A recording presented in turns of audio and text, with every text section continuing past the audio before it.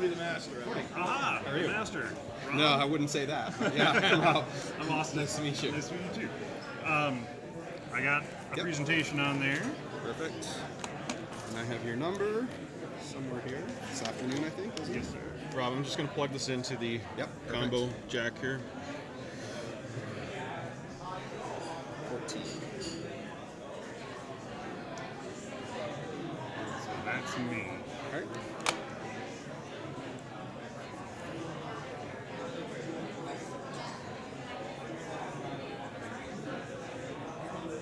Morning. You got lots moving. Just wait a second here. Yeah. A couple of videos in there. I think it might be. Morning. How are you? Good. It's been a little while. We bumped into each other when Natasha was around. A couple of years ago. Okay, I couldn't have told you how long ago. Yeah, that's okay. Yeah. Welcome. You have a presentation for her. Yep. Okay.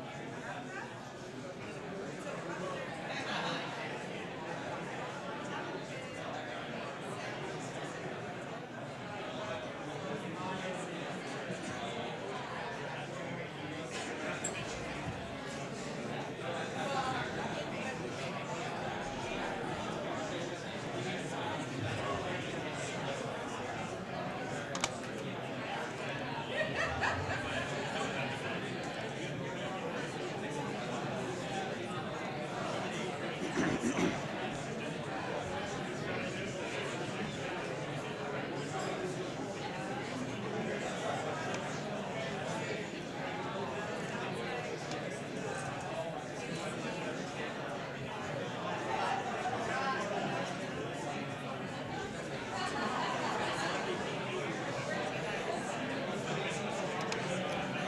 morning. How are you? Murray Hall. Yeah.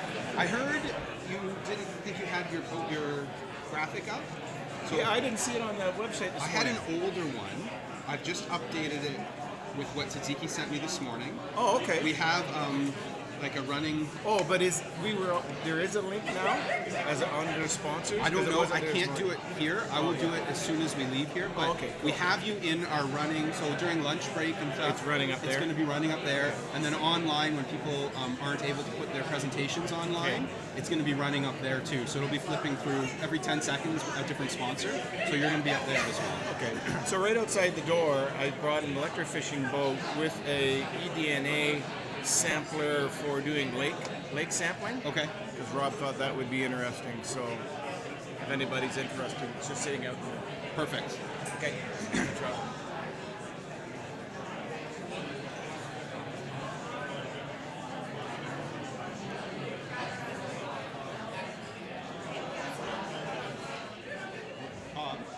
Do you know what Karen Goldberg?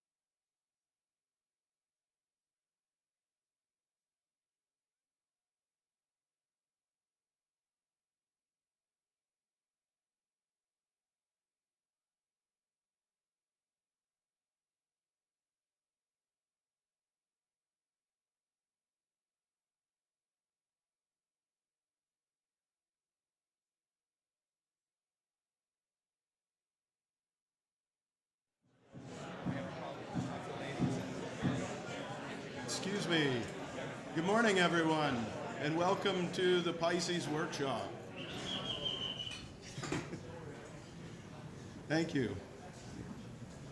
If you can please find a seat. Hopefully we have enough room for everyone. We've got a maximum capacity of 120 people here, and I'm pleased to report that as of last night, we had 112 registrants from 4 different countries. We've got people from 5 different states, 4 different provinces. We've managed to pull together a pretty comprehensive group for this meeting. I believe we even have one gentleman who I'm looking forward to meet who's traveled all the way from New Zealand for this. But without further ado, we're running a couple of minutes behind the program.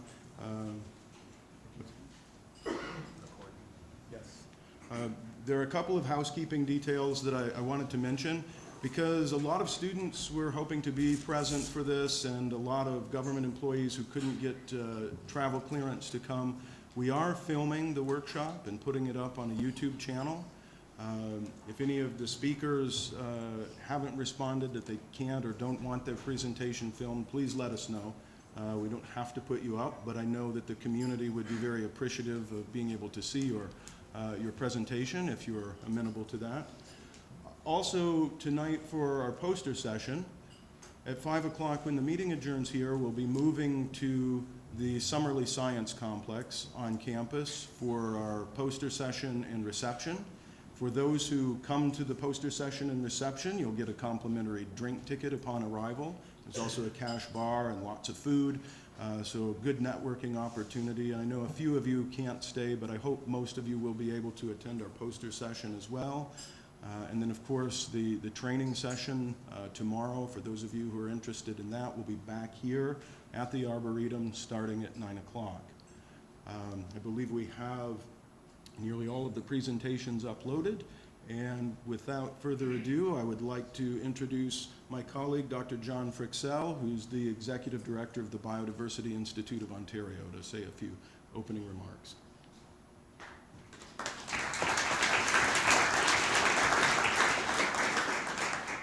Thanks, Bob. It's great to see you all this morning. This turnout is fantastic.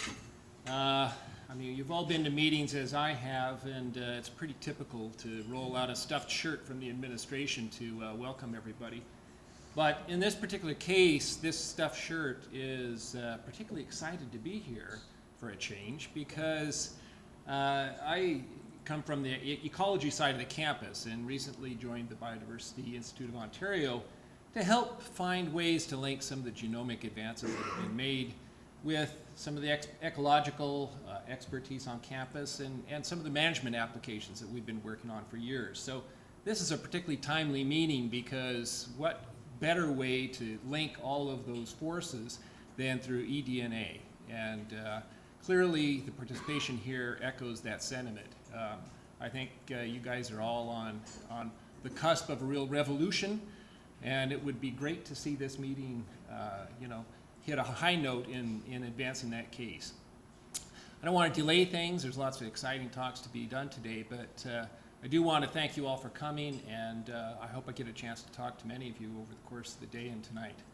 So for a good conference, let's go forward.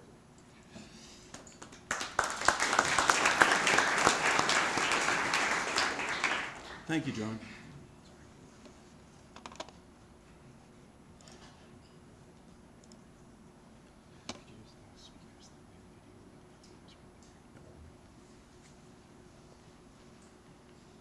So on behalf of my colleagues on the Scientific Organizing Committee, Dr. Dan Heath, Dr. Catherine Abbott, Dr. Louis Bernatchez, and myself, as well as my colleagues from the local organizing committee, we welcome you, and I'm happy to kick off a short introduction to eDNA methods and applications. My name is Bob Hanner. Pleased to have you all here today. So we've known since the early 1990s that we can identify species with short fragments of DNA. DNA is written in an alphabet of 4 different nucleotides that together spell out recipes for the genes that make the recipes for our proteins and everything that makes an organism. Species exist because they evolve. Evolution is a process, and we see different mutations accumulating in the DNA in different lineages. And it's the ability to compare these short standardized DNA sequences that will allow us to build a lookup table that we can identify unknowns based on a reference table where we've genetically characterized expert identified specimens. This was really taken to an industrial scale when my colleague Paul Hébert launched the Biodiversity Institute of Ontario and the DNA barcoding movement, where we began to focus on building a high throughput sequencing facility dedicated to assembling a DNA-based identification system for eukaryotic species on Earth. And that project culminated it began in 2005 with the Canadian Barcode of Life Network, then rapidly morphed into the International Barcode of Life project, and actually starting this weekend, IBOL Phase 2 is having its kickoff meeting. So we continue to build DNA barcode reference sequence libraries that allow us to identify unknowns. We put this information into the Barcode of Life database, or BOLD. This is a custom built informatics platform to advance species identification and discovery by providing an integrated environment for the assembly and an application of DNA barcoding. Basically, the workflow goes something like this. We work with museums and taxonomists to obtain tissue samples from voucher specimens that have been identified by an expert. We extract DNA, PCR amplify the barcode gene, in the case of animals, the mitochondrial cytochrome oxidase 1 gene, sequence that, and we put that information into the database together with things like GPS coordinates of where the specimen was collected, digital images of the voucher specimen. We also archive the electropherogram trace files. We're trying to have a database that's fit for purpose for DNA-based identification and fill some of the gaps that other public databases like GenBank don't do quite so well. And so we've worked together with the community for over a decade to build barcode libraries. My role has been as the campaign coordinator for the Fish Barcode of Life project. Working together with Louis Bernatchez and many other ichthyologists around the world, we've been able to assemble barcode reference libraries for virtually all of the freshwater and most of the marine species of Canada now. And actually, we've barcoded over 100,000 specimens from more than 10,000 species of fishes globally. So we haven't completed a barcode for all of the world's fish, but we're a long way down that road. And part of the Barcode of Life project continues to develop these kinds of reference libraries for other taxa as well. We've used those barcode libraries in some pretty exciting ways. We've been able to identify eggs and larvae that are challenging to identify morphologically. We've used barcoding to identify stomach contents and reveal food web structure. But one of the challenges that we face is that DNA does degrade. And when we're looking at even something like a short standardized marker like the barcode that's 650 base pairs in length, that's still too big of a fragment to reliably amplify for things like highly degraded food products or in this case, environmental DNA. So environmental DNA, of course, is shed by aquatic organisms into their environment. The reason we're here is to talk about how we can begin to passively detect species based on simply detecting eDNA in the environment rather than having to go through seine netting or electrofishing or other traditional approaches. But one of the problems is we can't use typical DNA barcoding for eDNA. The fragments of eDNA tend to be too small. So there are two different workflows that have been proposed. This is from a recent review paper by Blackman et al. That was just published earlier this summer, highlighting the two different pathways one can go down in terms of looking at target species detection versus community composition. So basically, we could collect a water sample. You can either precipitate DNA from that water sample or filter water and extract DNA from the filter. And then the two approaches are to either do a targeted detection for a given species, where we make a molecular probe that's unique to a particular target species of interest, and use either standard PCR or increasingly we're using quantitative or droplet digital PCR to do this targeted detection. Or you can take a passive approach and try to sequence all of the short fragments of eDNA in a sample in what we call eDNA metabarcoding, and then compare all of these sequences to a library to try and infer what's in a community. Obviously, the latter is more complicated and a bit more labor intensive, but we've got experts who've been working in both aspects of this kind of research here today to talk to you about some of the strengths and challenges of these respective approaches to detecting eDNA from water samples. What we've done in my lab when we were trying to identify canned food products. This project began with FDA years ago, where they were interested in understanding whether there was adulteration in different cans of salmon. And in this combination of high temperature and pressure with canned seafood, we couldn't amplify a full-length barcode. So we turned to developing TACMAN probes to do quantitative PCR. In this case, we aligned the barcode data from BOLD for the species of interest, and then we could find species-specific patterns of variation in our target taxa, where we could make primers and probe unique to that species that we could use in a qPCR-based assay. And we began doing some work on things like Atlantic salmon, looking to see if coho or king salmon was being adulterated with chum or pink or Atlantic in a project with FDA. And one of the things that you have to do when you develop a primer and probe, it's one thing to test for its specificity in silico, but you also have to do validation testing against all of the closely related species to make sure you don't get any cross-amplification of non-targets. And so in the case of Atlantic salmon, we've shown that we can do this very well. We don't get cross-amplification of any of the other salmonids. And that's what got me into starting to use this kind of qPCR-based approach with some of the early work we had done in food fraud, but more recently have been porting it over to doing work on eDNA detection, because the same kinds of tools that we were developing for food forensics have application in a targeted approach for eDNA detection. And one of the things that we've tried to do that's a little bit different is, rather than collecting samples and bringing them back to the lab for analysis, to pilot a workflow to see if we could actually do the analysis on site in real time, using new advances in instrumentation that have been coming out that help to standardize how we collect and filter a sample and actually be able to do that test in the field.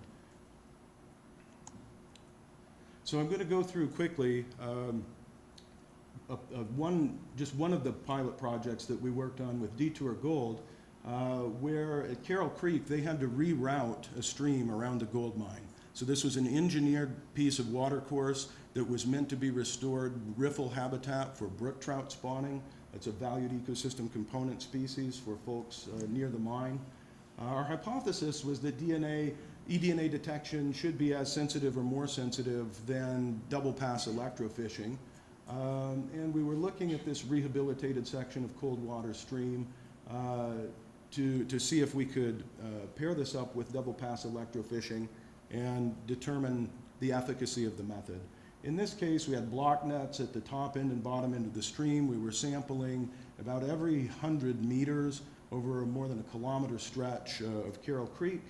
We also had Linden Creek as a control site that had no known history of brook trout in it. And so quickly, I know this is a difficult to read data slide, but I just want to draw your attention to the fact that the double pass electrofishing only produced 2 individual fish. We found 2 brook trout at 2 different sites in the creek. That's it. And in each of those sites, we had a positive eDNA detection. And we also had an eDNA detection midway between a couple of sites. But in each case, we were doing multiple technical replicates. We would do 3 technical PCR replicates at each site, and we were only getting 1 or 2 out of 3 hits. That's still enough for a positive detection, but it is telling us that the eDNA is somewhat rare and that we do need to do multiple technical replicates to have a reasonable probability of detection. So the probability of detection using 2-pass electrofishing was about 0.1. But as we looked and modeled this with eDNA, our probability of detection was significantly higher. We found no detections in Linden Creek. That only had northern pike in it. But you can see here, there were lots of other species in Carroll Creek. Very, very few, only 2 brook trout that we found with electrofishing, but lots of sculpin and burbot. So there was a lot of productivity in the creek, but we got very good results. And this is just an example. There are lots of other papers like this showing that people have managed to get this kind of eDNA-based detection that is on par with or better than traditional electrofishing methods, and obviously has the benefit of being a lot less invasive than traditional methods. We also tried to collect some additional metadata on temperature, total dissolved solids, pH, conductivity. This is another area where we need to do more work in eDNA research, is figure out what kinds of metadata we need to collect to correlate with things like inhibition. We do see that conductivity and total dissolved solids have a negative correlation with eDNA detection success. Could be proxy variables of PCR inhibition. This is a major problem that we face as we've tried to take these point of need tools out into the field, is occasionally we do see cases where there are environmental conditions that inhibit our ability to detect a signal. So Barnes and Turner published a paper a couple of years ago outlining a new field of study, the ecology of eDNA. They said if we were going to really take this to its logical endpoint of being able to use it in an applied setting, we needed to have a better understanding of the origin of eDNA in terms of how much is shed, what state it's in the environment, size of particles, how far it's transported, how long it persists in the environment. And a lot of research is actively being conducted on these things. We have Dr. Karen Goldberg, one of the recognized experts in the field here, as a keynote speaker later today. In a paper that her group put out, they talk about some of the factors influencing successful eDNA detection. Things like production, biomass, metabolic rate, degradation. We typically see that it lasts from, in extreme cases, hours to a few weeks. Of course, things like flow and hydrodynamics and even the substrate can impact our ability to recover eDNA signal. Temperature, microbial communities, pH, UV, all of these different factors are thought to play into the detection probabilities. And there are lots of interesting studies coming out all of the time. This one just came out earlier this week showing that bacterial activity impacts eDNA persistence. And what this graph is showing is that long fragments in blue here have a shorter persistence time than short fragments, but both long and short fragments that they're trying to amplify from eDNA have much shorter persistence times in the face of high biological activity. Where there's lots of bacterial activity, probably they're consuming these pieces of eDNA and reincorporating these nucleotides, the chemical structures back into the biomass of the bacterial community. So we're learning more all the time about the factors that modulate our ability to detect eDNA. But there are other methodological issues that we have to confront as well. The abundance and dispersion of eDNA depend on release and degradation in the water, but we also need to think about things like fragment size that we're trying to recover, how we filter and or extract the water, how, when, where samples are collected, how they're preserved, how long they're being transported. All of these things we need to have a better understanding of in terms of how they impact environmental DNA. So some of the work that we're doing in the lab with the Biodiversity Institute in collaboration with Dr. John Fryxell is using his limnotron. We have a large experimental mesocosm where they're doing different studies of looking at abundance of Daphnia and algae and these kind of boom and bust cycles. And one of the questions we want to ask is, as the Daphnia and algae go through these kind of boom and bust cycles, does the eDNA slowly accumulate as more and more organisms die and begin to release eDNA? Or does it track nicely the boom and bust cycle? We can use these kinds of experimental mesocosms to test these things. We can also look at things like diffusion, putting in cells from a cell culture versus naked DNA, and trying to understand, is this eDNA clumped, or does it actually go to kind of an equilibrium in the system? These are projects that some of the students in my lab are working on. They'll have posters at the session tonight. I'm not going to go into too much detail about that, but would just urge you to think about visiting the poster. And then just begin to wrap up by saying that there's a lot of excitement about using eDNA metabarcoding. Papers like this one have suggested we can start to look at community analysis in open systems. So doing this kind of species scan with next generation sequencing is where a lot of academic research is going.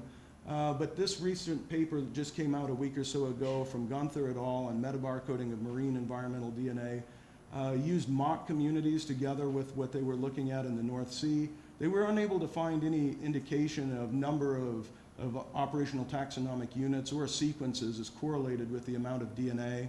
They found sequencing errors and chimeric sequences that we have to deal with. They recommend a multi-gene approach, but recognize that we have to have comprehensive taxonomic barcode libraries for all of these different genes. That's still a major limitation.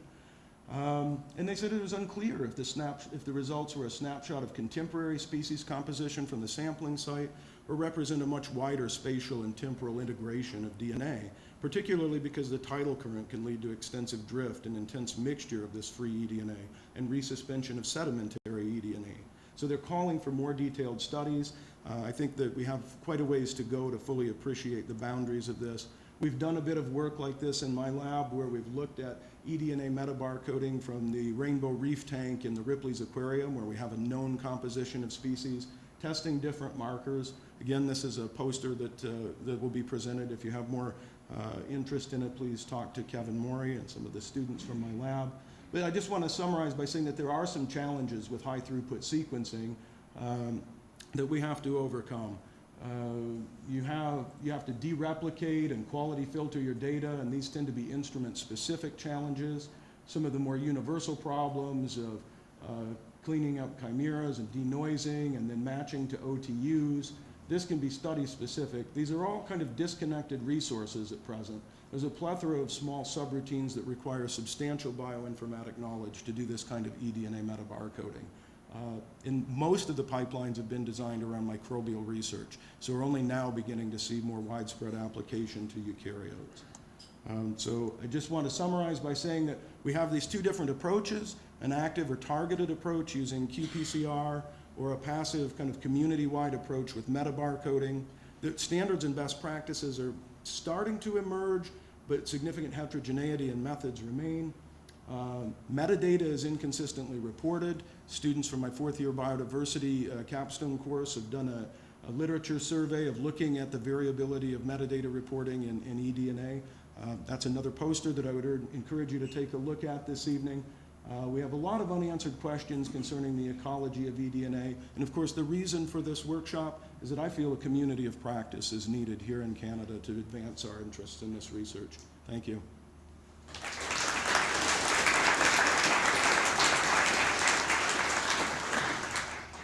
So I've taken a little bit more than my allotted amount of time. I suggest if we'll hold questions for the break and go ahead and move to our next speaker. It's my pleasure to introduce Jennifer Petruniak from Dillon Consulting.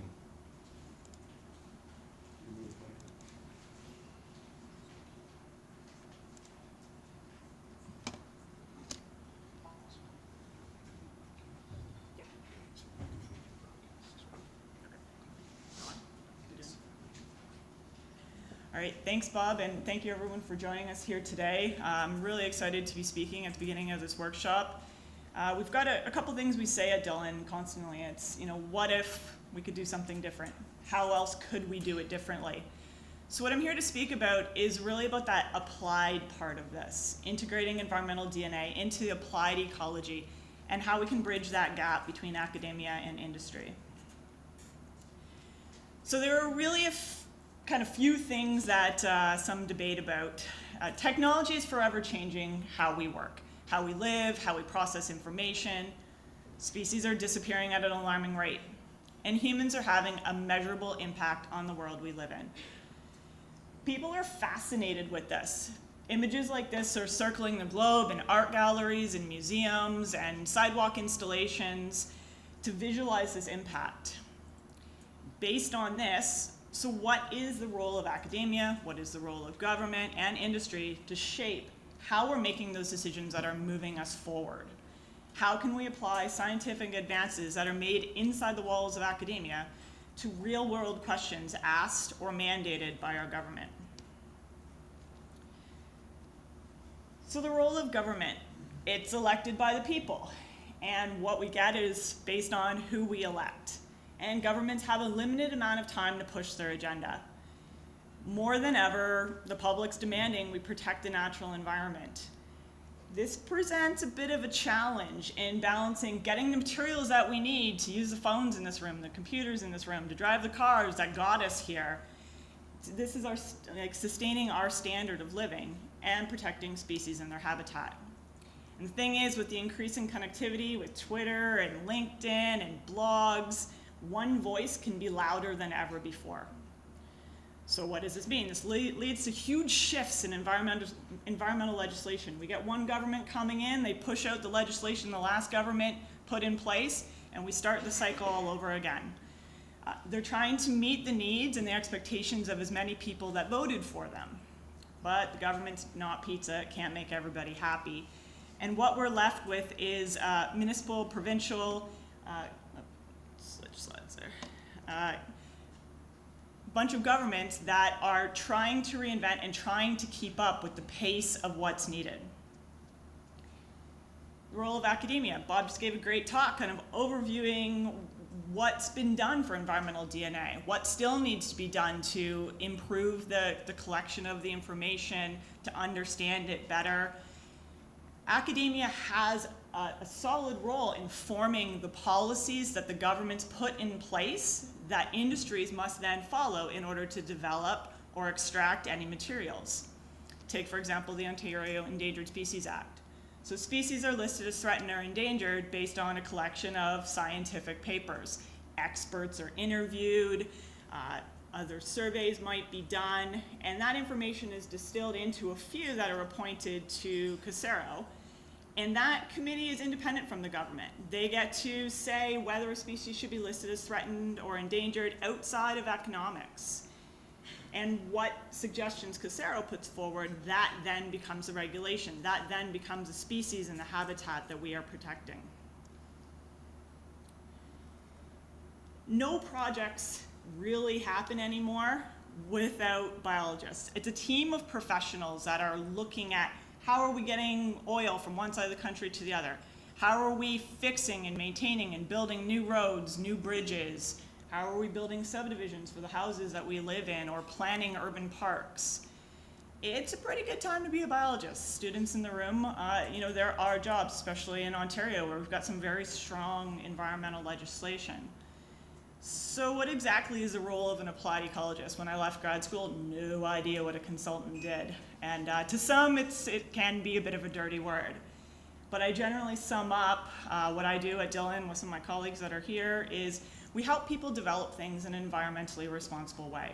So development can mean many different things. It can be repairs to infrastructure, it could be a new policy or guideline. The thing is as technology disrupts so many industries, ecology isn't immune. We don't have enough professionals who can actually go out and identify the species to get us the data to understand what's in the environment to make these decisions. And this is really where the field of environmental DNA has that place to be able to move these things forward, to fill that gap. It is certainly going to disrupt the way that we collect data, but I believe in a good way and to fill the gap. So from an industry perspective, what are clients, whether the client's a private business, the government, what they want to know is, what do I need to do to get the environmental approval to move forward? And this process can be super challenging, logistically frustrating. It has schedule constraints, it has financial implications that are often unknown, and they have to come at them as they're going on. So when we suggest, as an applied ecologist, an alternative methodology such as environmental DNA, which I think is great, and once we understand all the variables that affect it, could really help to increase the quality of the data we're collecting. Until the regulators accept this as a valid survey protocol, I'm not going to be able to get my clients to pay for it. We're doing studies in parallel right now to help show that, yes, this is valid, yes, we're getting the same kind of results. But we constantly get asked, okay, if that alternative method is available, will it be accepted by the regulators? Will that get me my permit? A lot of companies want to be environmentally responsible, so let's help them get there. But they don't want to bear the burden of the financial risk. So I'm going to go through a few examples of kind of what we've done, how eDNA can help, but most importantly, how small little tweaks in how the great work being done in many of the academic institutions where a lot of you work can really then directly translate into the work that we're doing in industry. That can directly put employable skills on CVs of students that are coming out of school. So take the example of building a bridge. If there's any in-water component, we're looking, okay, so what is in that water course? And if there's freshwater mussel species at risk, red flags and alarm bells start going off. Because what happens is they don't want you going out and looking for these mussels, because in order to identify the mussel, you got to pull it up out of the water. To do that's termed harassment. And because so many of these freshwater mussels, especially in Ontario, are critically endangered, they're saying, all right, you want to put the bridge there, that's fine, but there's freshwater mussel species at risk. So you now need to, before you start your in-water work, do a full exploration to detect if any are there, and then relocate them. So the example on the screen is a bridge in the Thames. There was one pier in the bridge, so the Thames isn't, it's 20, 30 meters wide. A team of biologists searched 1,000 square meters, the top 10 centimeters of the entire bottom of that river, looking for freshwater mussels. So this is something that we had to get permits to do. We have about 1 month every year to do this relocation because of we need to go back and monitor when the water's a certain temperature. So super limited schedule. The client had to spend hundreds of thousands of dollars getting the permits, paying for the relocation, not having any idea if there was actually mussels there or not. So it was a proud moment when I actually pulled out my first rainbow, wavy braid lamp mussel. We also found rainbow mussels there, because at least the effort was worth it. It's not that they didn't want to do it, but they wanted to know they were spending these hundreds of thousands of dollars of taxpayers' money doing the right thing. So this is where something like eDNA can really play a part. They can provide that evidence of species at risk and validate the costs and the schedule constraints. But this is where like a simple tweak, so the DFO has a protocol for the detection and relocation of freshwater mussel species. And that's the colors you see on the map there. It dictates where we have to look. This is the extent where we need those kind of primers and those detection limits and those variables to meet for it to be applicable to MTO who want to build bridges or maintain bridges, or any other municipality who's putting bridges across water. For drainage, so in Chatham-Kent, there's a complex series of, most watercourses are also legal municipal drains. Blanding's turtle is a species at risk that's, we'll find it across Ontario. The picture of the house was taken in February 2018. We had some pretty substantial snow melts and some pretty substantial flooding. And one of the ways that Chatham-Kent controls their drainage is through pump houses, through knowing when events like this might happen and drawing down water levels in advance. Well, the Ontario government has said, okay, so you can continue to maintain your drainage activities with species at risk, create a mitigation plan so you're not doing impacts, but if it's likely that a member of a turtle species at risk is hibernating, you can't draw down the water. So this is now we get into a bit of dilemma. Are we telling the homeowner that's lost their house because of the flooding that their property and their possessions and everything they've built isn't as important as the chance a turtle might be overwintering? So this is another place where eDNA can help provide that greater level of certainty, and we can try to come up with some alternative solutions knowing that we're actually protecting something that's overwintering there. But we need those sampling protocols so that the government will accept that as a legitimate form of an alternative. And the last example I have is, we spend a lot of time delineating and identifying habitat. There's different terms for habitat based on how it's legally protected at the federal and provincial level. But take the western chorus frog. And anytime we're doing amphibian surveys, we're generally doing acoustic surveys at night. You may be looking in vernal pools for egg masses or other evidence of breeding. But what this is really limited by is the experience of the person doing the survey. It's limited by the weather conditions of, is it raining? Is it too windy? Is there a train going by? Is that what's affecting calling of these amphibians at that very limited point in time? Someone's standing next to it, listening. We can put out acoustic detectors. That's fine. That technology exists as well. But then we're at the mercy of, again, weather. They get stolen. They get eaten by cows. So eDNA opens up our ability of when we can sample, how we can sample. It gets rid of the need to sample at night, which can pose health and safety challenges, as well as, landowners might forget that you're on their property, call the cops, and you've got police waiting for you at 1 o'clock in the morning when you're doing surveys. So there's lots of, this is why, as a consultant, I'm very interested in this technology, because I see a lot of improvements in how we can do our work. So in summary, environmental DNA is really an important step in advancing our abilities to collect ecological data. It's not going to replace it, but it's definitely going to complement it. The other thing I wanted to throw out to this room is the consultants, we have access to private lands. We have access to the areas where, scientific studies are generally not taking place because they're not public lands, and we're getting ready for some kind of development. Large amounts of scientific information is collected throughout the process of applying for environmental permits and approvals, but there's no place to put it. It sits in, the Stantec's, the Dillons, the Chimeras. It sits in our databases. It gets submitted to governments in the form of reports, and it's not usable. And there's a wealth of information there that could help us understand our natural world. So what if we could use this information to further public policy and future research in a coordinated way? And then last, academia, government, and industry all have a role in implementing how environmental DNA can complement that traditional ecological monitoring. So how else can we support this technology working together to bridge those gaps? Hopefully we can use this workshop and the breaks to have those discussions. That's all I got.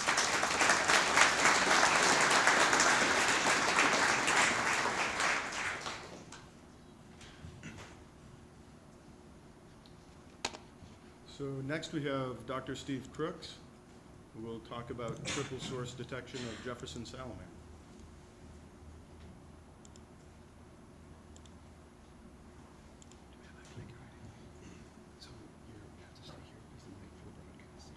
Okay.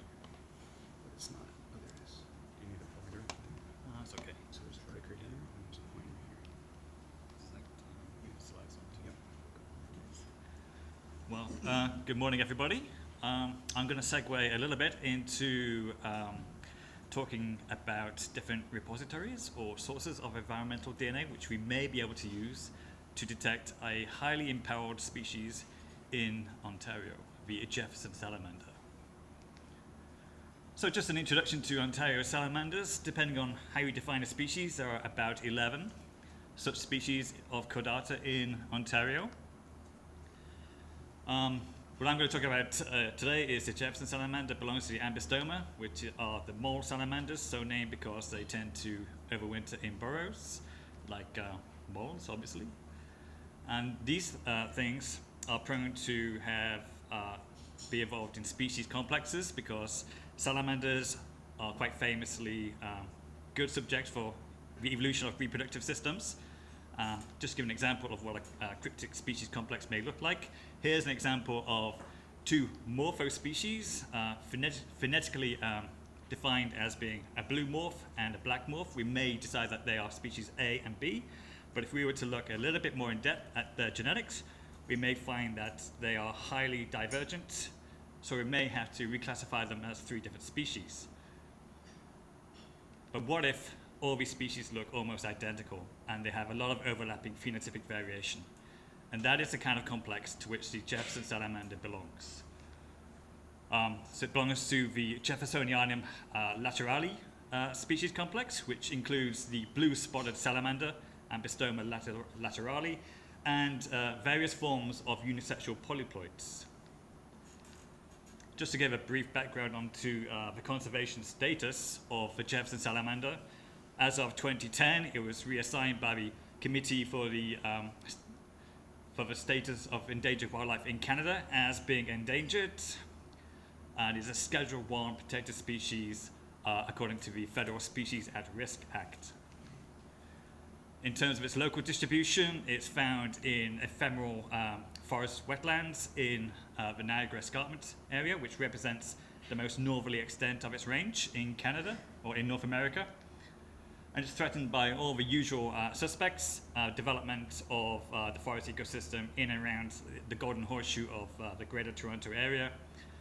The number one cause of consternation for biologists and humanity today, global warming and climate change, which may completely destroy their ephemeral pool habitat systems, and also the possibility of infection, death, and disease at the hands of certain chytrid fungus, which also represents invasive species. So here's a question: how easy is it to differentiate one of these species from another? How can we tease apart the Jefferson salamander from the unisexual and the blue spotted? So if you were going to say that's a Jefferson salamander, you may be right, but it also may be this one, and it also may be this highly spotted blue morphotype. Just here's a tip: if you like salamanders, having blue spots is not a good diagnostic trait. A lot of salamanders outside of Ambystoma have blue spots, including the eastern redback salamander, which has a lead form, which has a lot of blue spots on its side, which a few months ago I misidentified as being a blue spotted salamander. So how do we normally ID members of this species complex? Well, the blue spotted and the Jefferson salamander are diploids and reproduce sexually. And they're quite easy to tell apart from a genetic point of view by counting the number of chromosomes.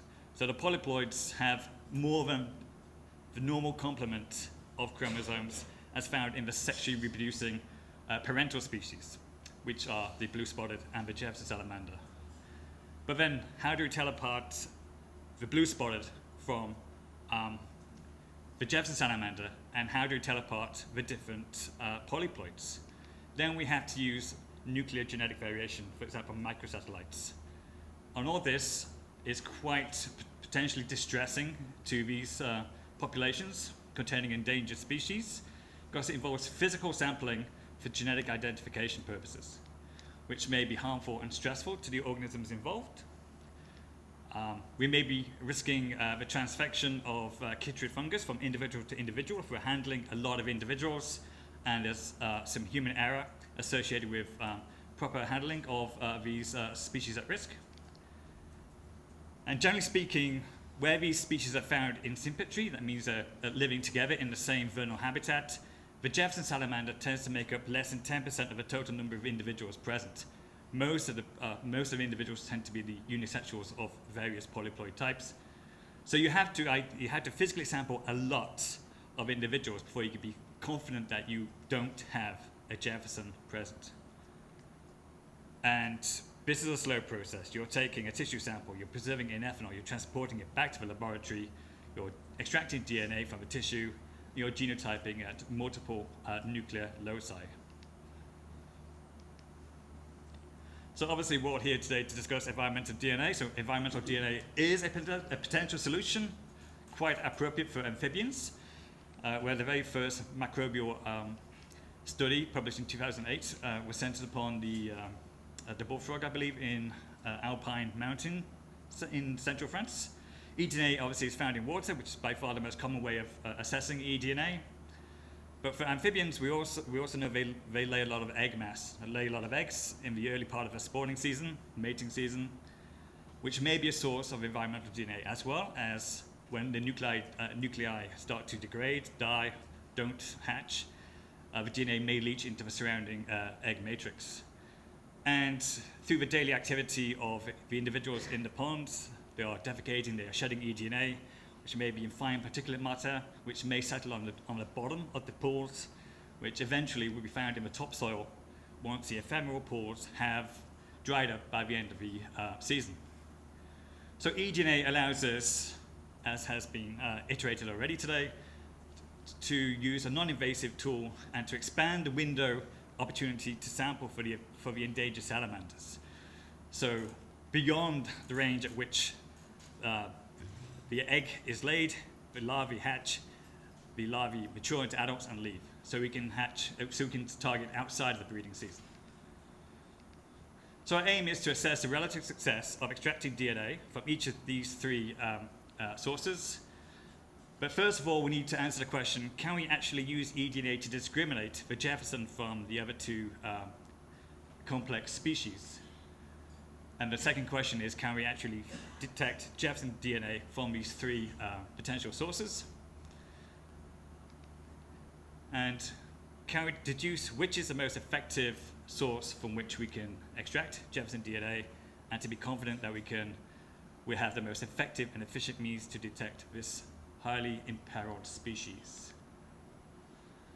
So luckily for us, each of these species I've just described has its own unique mitochondrial haplotype lineage, which is represented by one of these colored circles. If you don't know, the mitochondrial genome is circular, which is why these are circles, and the color just represents a different lineage. So that allowed us to design a TACMAN hydrolysis probe to target a small fragment of the D-loop region of the mitochondrial genome, which is part of a control region which has a role to play in the replication of the mitochondrial genome. And we also had this assay third-party validated by an ISO-accredited lab that's also on campus at University of Guelph. So we know that through lab testing, both by ourselves and by the accredited lab, we know that our assay is specific to the Jefferson salamander, does not amplify up those other two species. And just for full disclosure, the closest living relative, according to the mitochondrial genome, of the Jefferson salamander population in southern Ontario actually belongs to the streamside salamander population in Kentucky. That species is obviously not here, so we're quite happy that we will not have false positive amplification of the Jefferson salamander. Here is just a map showing in rough outline the sampling area for this study. Two basic clusters. I haven't identified which ones were positive for Jefferson salamander, but we have known genetic characterization for each one of these pools. We have a northerly cluster in which we have one known positive, and a southern cluster in which we had 3 known positives.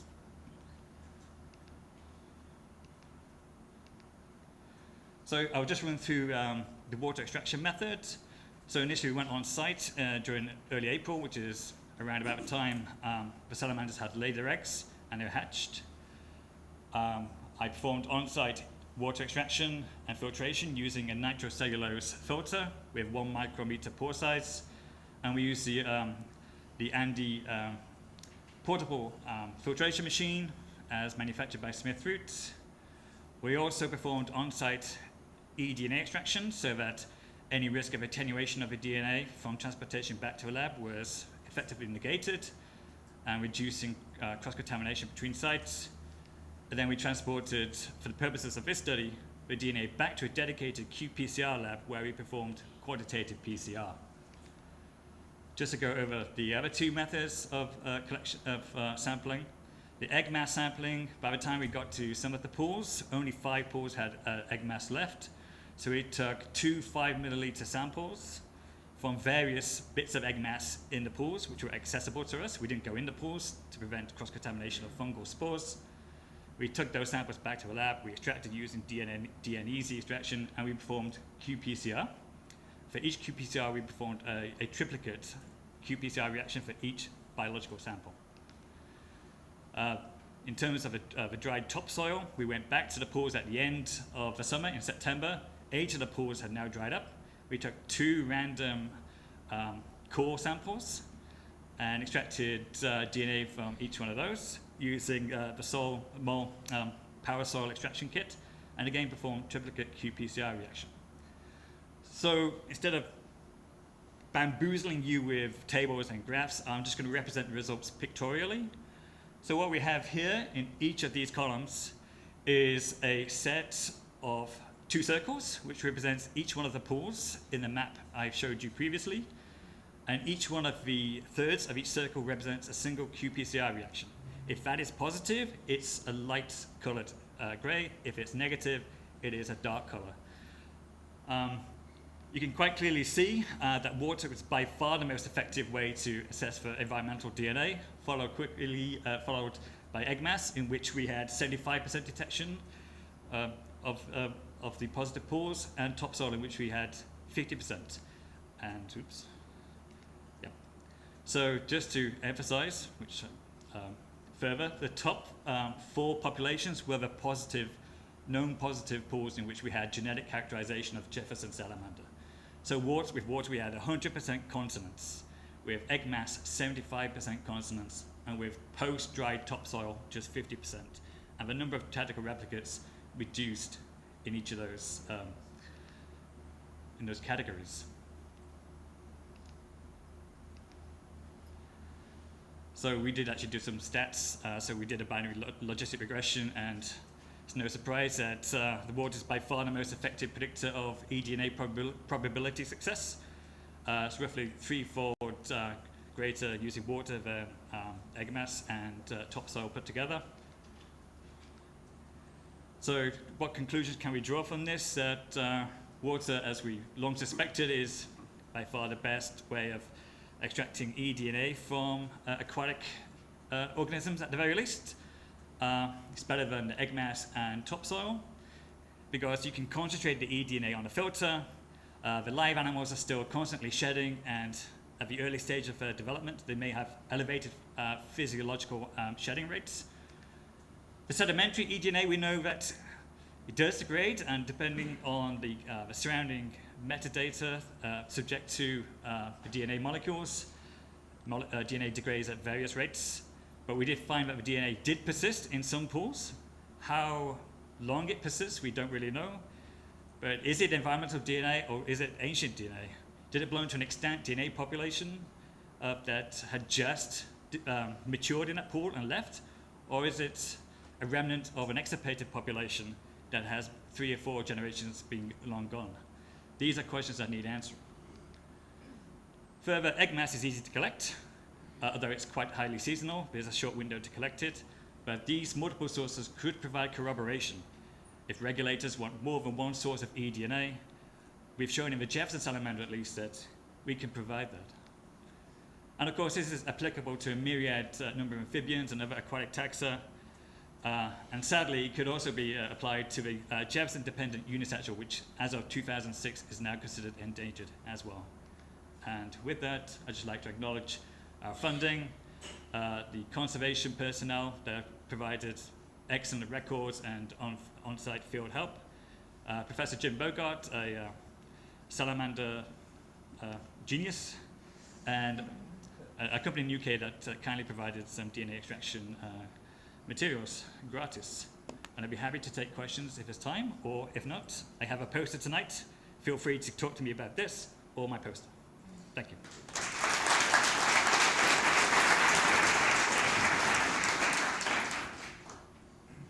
Do we have time? Any questions for Steve? All right, thank you, Steve. Oh, Oh. yep.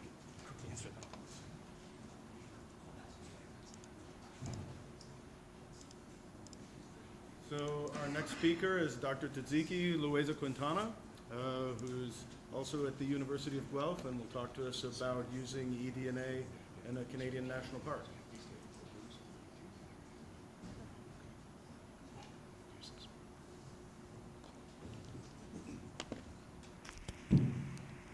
Good morning.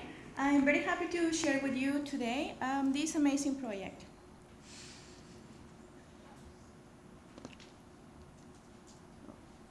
Sorry. Whoops. What did I do? Okay. Well, today we're here to talk about eDNA. And as we know, the use of eDNA has become more popular, but still there are some uncertainties about the effect of environmental variables upon the detection probabilities. And for the purpose of our study, we are very interested in how the low pH and the presence of humic acids, tannins, and saponins are affecting detection probabilities, particularly in Kujima-Kuujik National Park. The water in the park is very characteristic because it has a very low pH, and it also has the presence of humic acids, tannins, and saponins. In fact, when you go to the park, one of the first things that you're gonna see is one of these ads where it's telling you that the color of the water has this tea-like color, which is because the presence of tannins. And you're also gonna find a lot of foam-like around the water, which is due to the formation of saponins. So with these characteristics, we could have a lot of inhibition when we are working with eDNA. So we're interested, could we still do eDNA service in Kujima-Kuujik National Park? Why in the park? Well, this is a very important park because it's one of the most important hotspots for biodiversity in Canada. Some of the species or populations that inhabit in the park cannot be found anywhere else in Canada. And some of them are species at risk, like the Blanding's turtles. The Blanding's turtles in Canada has two populations, one in Ontario and Quebec, and the other one in Nova Scotia. The population in Nova Scotia is in fact the smallest population of the species, and the one that is located in the further north range of its distribution. So the Nova Scotian population of Blanding's turtles is an important evolutionary unit, and is one of the targeted species in our study. Unfortunately, the great biodiversity within the park is now in danger due to some invasive species. At this moment, the most problematic invasive species are two fish, the chain pickerel and the smallmouth bass. These two species are highly problematic because they are voracious fish that are eating a lot of things, not just taxa from the water, but there is evidence that they are also eating birds, mice, and small turtles, even turtles in danger.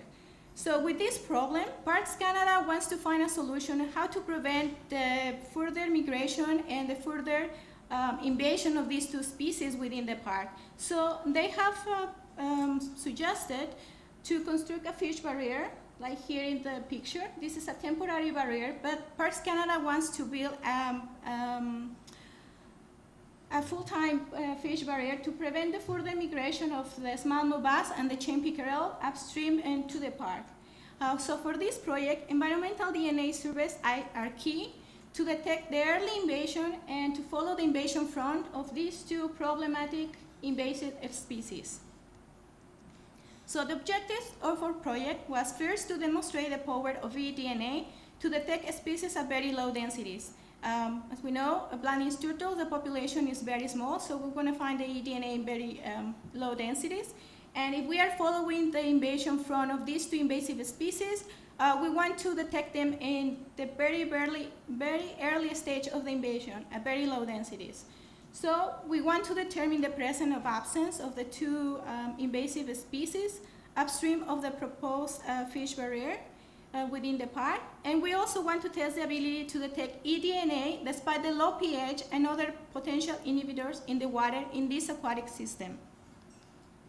So for this, we first developed an assay, a qPCR assay for each of the targeted species, for the Blanding's turtle, the champickerel, and the smallmouth bass. The assays were designed and validated following the MIKE standards, but they were also additionally independent validated by an accredited laboratory. All three assays target a mitochondrial marker and have an efficiency above 90%, and they are able to detect as low as 1.25 copies per microliter.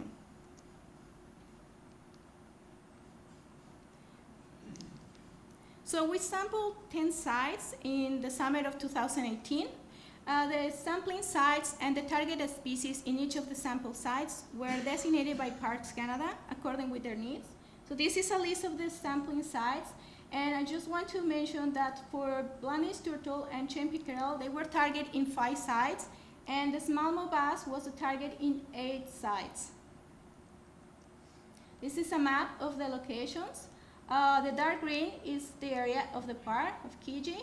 We have the sampling location, and in the purple cross is the site of the proposed fish barrier. So I have some, this site is a combination of positive, negatives, and unknown sites. We have here some positives for smallmouth bass, positive sites for champickerel, and some for Blanding's turtles. So in each of the 10 sites, we collect environmental variables, and we collect 50 water samples in total of 1 liter. We did the filtration on site using 1 microcellulose filtrates, and we collect 5 biological replicates for each site. The eDNA extraction was also performed on site, and the data was analyzed back in the lab. We ran 6 technical replicates. However, due to the characteristics of the water in the park, and also after collecting the metadata, we recognized the challenge that was going to be to detect eDNA of our targeted species from these water samples. So we decided to clean our samples using PCR inhibitors cleaner, the Simon columns, and after cleaning our samples, we ran 6 additional technical replicates.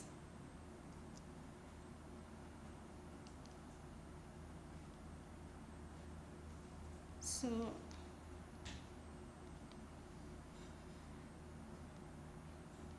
next I want to show you a little bit more in detail what was the sampling design, but having some problems loading this slide. Well, for each of the sampling site, we collect metadata, and we also collect, here it is. We collect the metadata, and we collect the 5 biological replicates. So for each of the targeted species in that site, we analyzed 6 technical replicates of each of the biological replicates, and we also cleaned our biological replicates using the Simon column cleaning. And additional to that, we analyzed other 6 technical replicates post-Simon. The environmental variables. The pH of the water in the park. Size A is highly acidic with a pH between 4 and 5. Despite the turbidity, it doesn't look like there will be a problem. The majority of the water in the Keji, it has like this tea-like color, which is due to the presence of tannins, which could be a potential inhibitor. And we also observe across all the sampling sites this sub-like formation that is a clue for the presence of saponins, which could also be a potential inhibitor source. Well, despite the characteristics of the water, we still have very good results. So for Blanding's turtles, we have a combination of positives and negatives and unknown sites. Before using the inhibitor cleaner, we didn't detect Blanding's turtles in any of the sites, not even in the positive sites. However, after cleaning our samples for inhibitor using the CIMO columns, we have 2 detections, and one of them in an expected positive site and another detection in an expected negative site. These results are really amazing because the population of Blanding's turtles within the park is very small. So despite the low numbers of turtles, we are still able to detect them. And we have detection in 1 technical replicate, but in 2 biological replicates. And in these positive sites, we had detection in 2 or 3 technical replicates in 2 biological replicates. So when we analyze the data for chain pickerel, the story is a little bit different. We again have some positive sites where the number of fish that have previously been observed is only 2 or 4 fish. We detect chain pickerel even before doing the CIMO cleaning, and after we clean up our samples, we have the same detections in the same site and with similar results. So in this case, cleaning our samples using the CIMO columns didn't change the results very much. But again, this is very good results because even though the number of fish that have been previously caught or seen in these 2 sites, it's very low, only 2 or 4 fish, we're still able to detect the species. So we're confident that we could use eDNA to follow this kind of invasive front. Now, for the smallmouth bass, the story becomes a little bit more complicated. Again, we have expected negative sites, expected unknown sites, and expected positives. We got detection in mostly of our sites before the CIMO cleaning, except in 2 unknown sites. However, when we clean up our samples using the CIMO column, we lost some detection. So some previously positive detection were lost.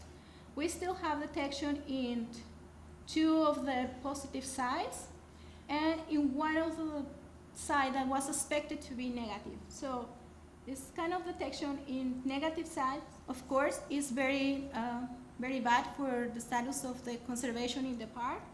But we want to demonstrate that we could use eDNA to follow the invasion front of these problematic species, even though at very low densities. And also, if we compare our results across the 3 different species and our results before using CIMO columns and after using CIMO columns, we don't see a real clear pattern of loss or gain of detection after cleaning for inhibition, which brings us another question. How are we gonna deal with inhibition then?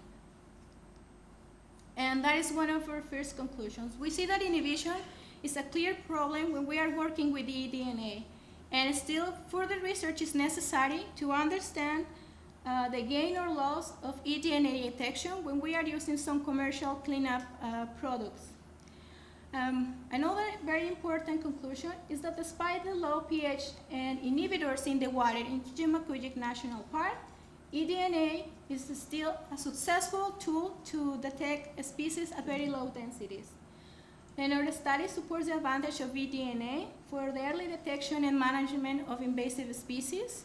In this case, for invasive species, the early detection is key for the conservation of the ecosystem.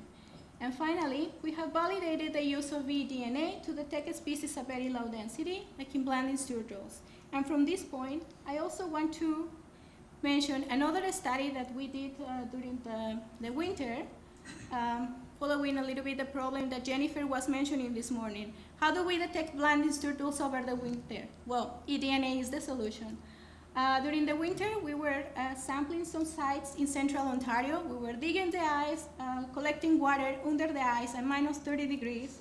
And yeah, it was rough, but it was very satisfying because even this condition, and even we were sampling water under ice, we got positive detection of Blanding's turtles in 50% of the expected sites. So we could still detect species even when they are hibernated and their metabolism is very low and they are shedding just limited amount of eDNA. And finally, I want to thank our sources of funding, our collaborators, and other members of the lab. And I will be happy to take questions if I have time.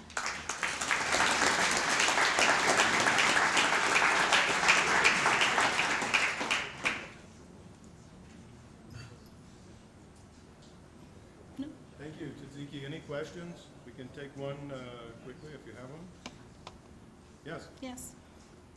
Is it possible, I mean, it seems pretty easy to control for not mixing up some sediment kind of during that time when the water's not moving around much in the winter? That could have, like, was your sample in the winter time just from the middle of the water column or something like that? But that's a hard answer because sometimes the layer of ice it was very thick, so we have to dig a hole like very deep, and sometimes we were at the very bottom, and it actually when we were filtrating we were trying to filter 1 liter of water, but in some cases we couldn't even get that because we were at the very bottom, so there were a lot of sediments and they were clogging our filter, so it is problematic but still good. Thank you.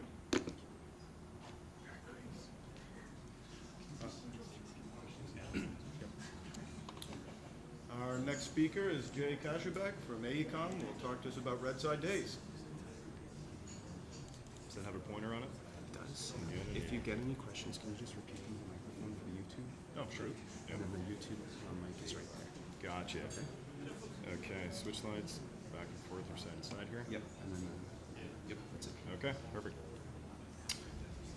Hi everyone, my name is Jay Kashabek. I'm an aquatic ecologist with AECOM. This presentation was put together with Mario Thomas, the CEO of Precision Biomonitoring.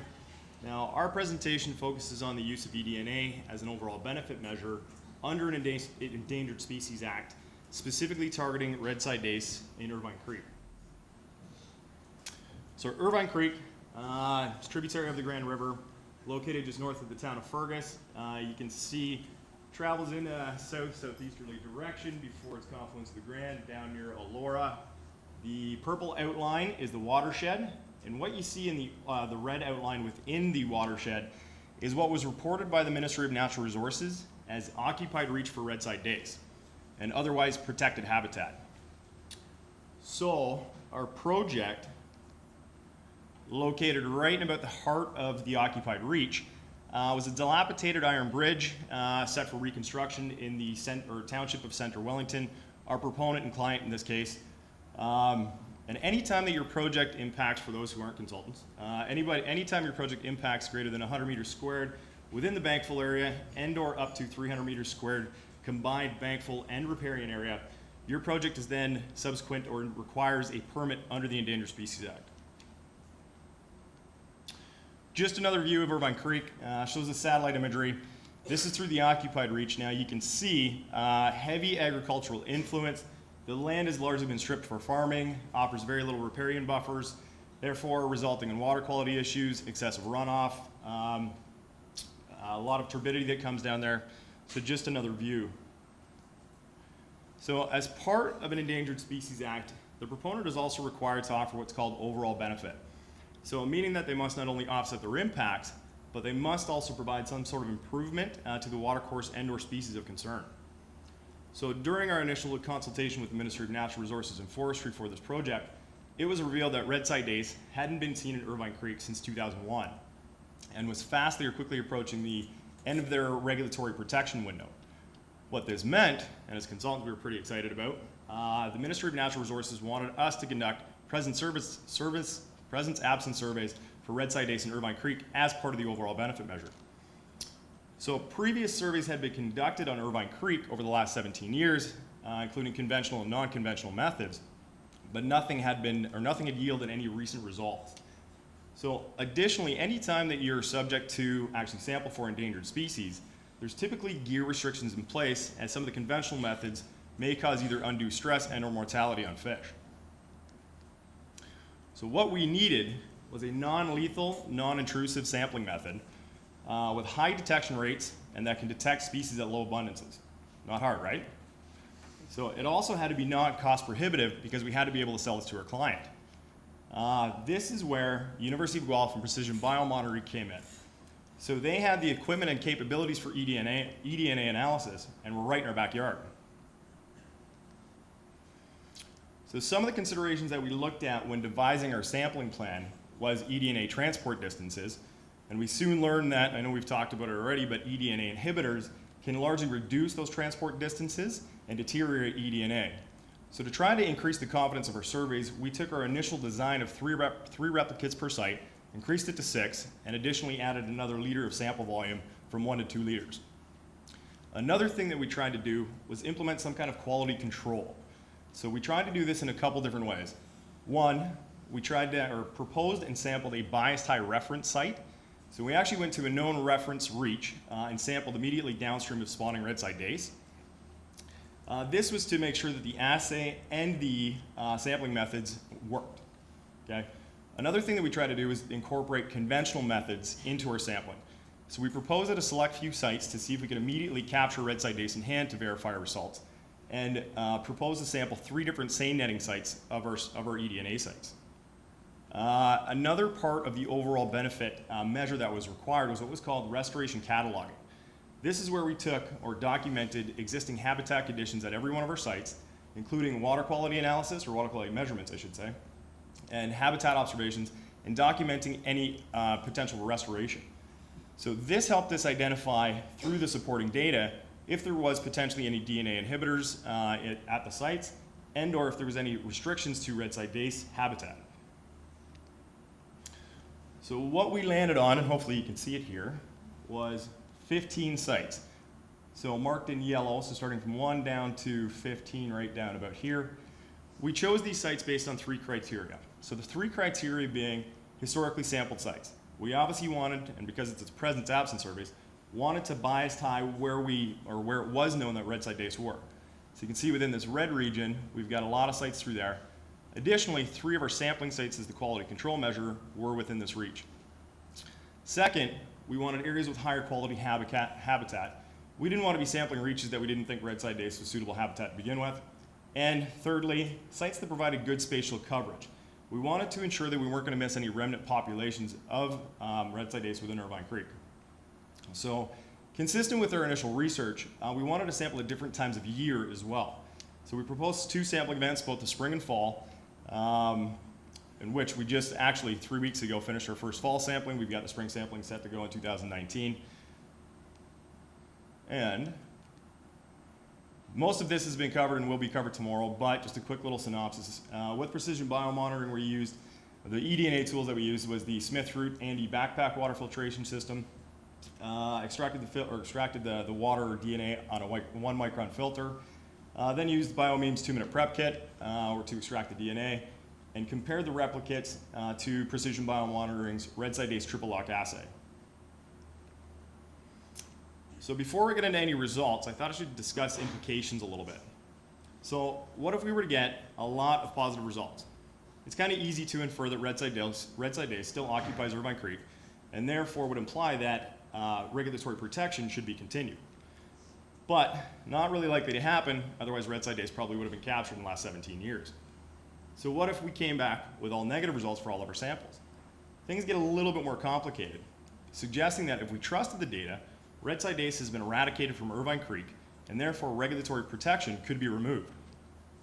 It's a little more likely that regulatory or regulators wouldn't put all their eggs into that basket and likely question the technology and potentially the results of our survey. So keep in mind that the implementation of this technology into this project wasn't meant to be standalone. So it was meant to be a cost-effective broad-scale screening tool that could guide additional sampling efforts and accompany conventional methods. It was also implemented to determine its usefulness as a resource management tool. So our results, and I will emphasize preliminary because we've only just finished a couple of weeks ago our preliminary sampling. On a side note, keep in mind that any species at risk data within Ontario and Canada is typically regarded as confidential. We have been given permission by DFO and MNR to share these results for this presentation, as well as our client, Township of Centre Wellington. So first of all, none of our sampling results, our seining results, ended up with any Redside Dace in hand. Would have made things a little bit easier? Yes, unfortunately not the hand we were dealt. We did, however, get a slight amplification in site number 7. So a slight amplification, what this is suggesting is that There's potential DNA there, but it's not above or not to the standards to positively identify Redside dace as being present on site, essentially rendering the result inconclusive. So what if we were to get a positive amplification in just one of 6 of our replicates in any one of our sites? Being that Redside dace is relatively rare to begin with and doesn't organically appear, Redside dace, it would suggest that Redside dace is still there. This is the result we got in site number 12. Site number 12, positive 1 for 6, above thresholds or above standards to indicate positive Redside dace DNA in the system. So this, as you can see, is fairly well removed from historical range. Based merely on its location, I'm assuming at this point this result is probably going to come under question. So it would just be so much easier to write up these findings if we had just one more positive result. Enter site 13. Immediately next to site 12, we've got the same results as site 12, positive 1 for 6, above standards, indicating that Redside dace DNA is in the watershed. So this is great, right? This is suggesting that we're potentially onto something. However, as I said, the big question being, why are they so far removed from historic range? So let's back things up a little bit. So when I was doing the site reconnaissance for this project, I'm driving along and see a large group of trees. It's called a forest. Doesn't sound too interesting, right? But when you're in rural Ontario and you can see stripped farmland for as far as the eye can see for quite some time, a group of trees kind of stands out. So it usually suggests unsuitable farming conditions, meaning conditions that are too wet, right? So I got back to the office and confirmed my suspicions. So I took a look at Ontario groundwater source protection maps and found that these areas marked in green, where all the forested areas were that I observed in the field, is actually significant, if you can see up on the legend there, significant groundwater recharge. So we've got significant groundwater recharge starting about the middle of the watershed, and starting at about site 7, all the way down through about site 13. So with water quality concerns, lack of riparian buffers, and excessive runoff events all originating in the headwaters, Redside dace, among other fish, have a lot of stressors that they'd have to face. But with a significant source of groundwater refuge, what do you think? Could Redside dace have weathered the storm and hung on? Our results are suggesting just that. We just may need to look in the right spot. Thanks.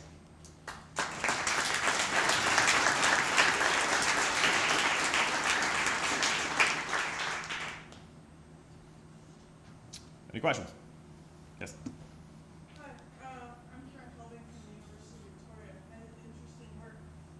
One of the things I think is going to be like a really common theme that's going to appear throughout the day today is the issue around like the low detection, which is basically what most of us are interested in, is like those magic part, like the transition period between like no detection not being there and something being there and being detected.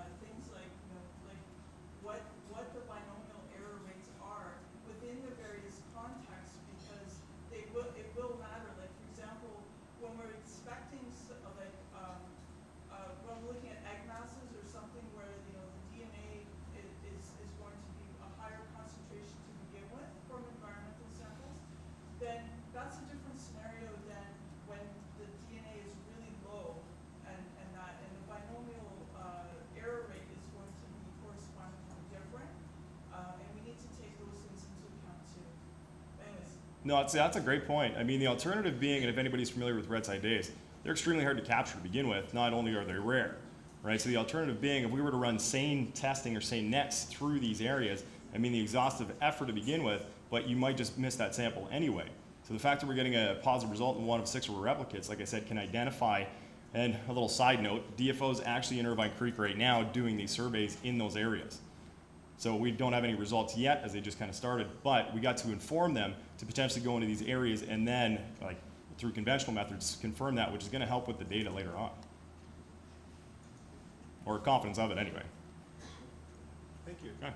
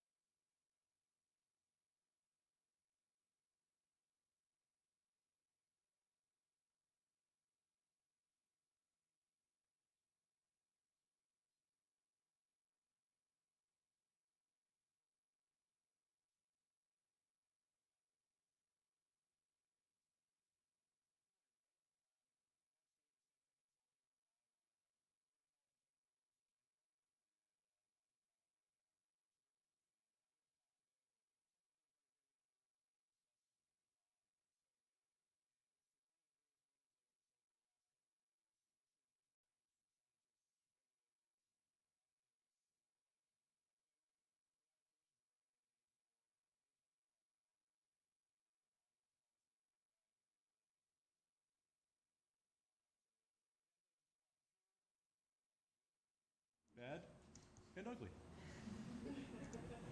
So real quick, this is my one company propaganda slide. Who are we? Stantec is 22,000 employees on 6 continents, 400 offices. We're Canadian-based, headquartered at Edmonton.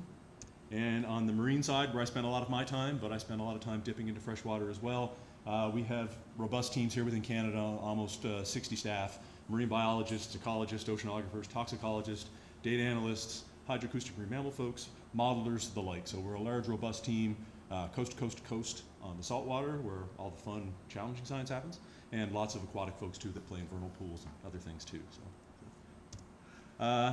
the good. A couple of just quick project summaries on some of the works that we're doing. You've seen some of the work that Steve presented earlier, and others in the room here working with Jefferson salamander here in Ontario. I don't need to beat this dead horse, but they're endangered, federally, provincially protected under the Cusiwik Act and various other things. Challenging to identify, moving into genomics tools, very exciting projects, and a great venue to do very cool and exciting science. And it forms the basis of our NSER I2I grant that we're a partner with Guelph and others for this project moving forward. So it's kind of the cornerstone within Stantec of our eDNA practice, and it's close to everybody's heart because it's kind of where we kick things off and lots of interesting and fun things. Also working with federal sector in the US, we're working internationally as well, all over the world, but in this case, as somebody else alluded to in one of the talks this morning, sampling in areas where you can't use conventional methods. So protected systems with protected species, you can't come in and electrofish in these locations. How do you get in there and sample? What do you bring to bear?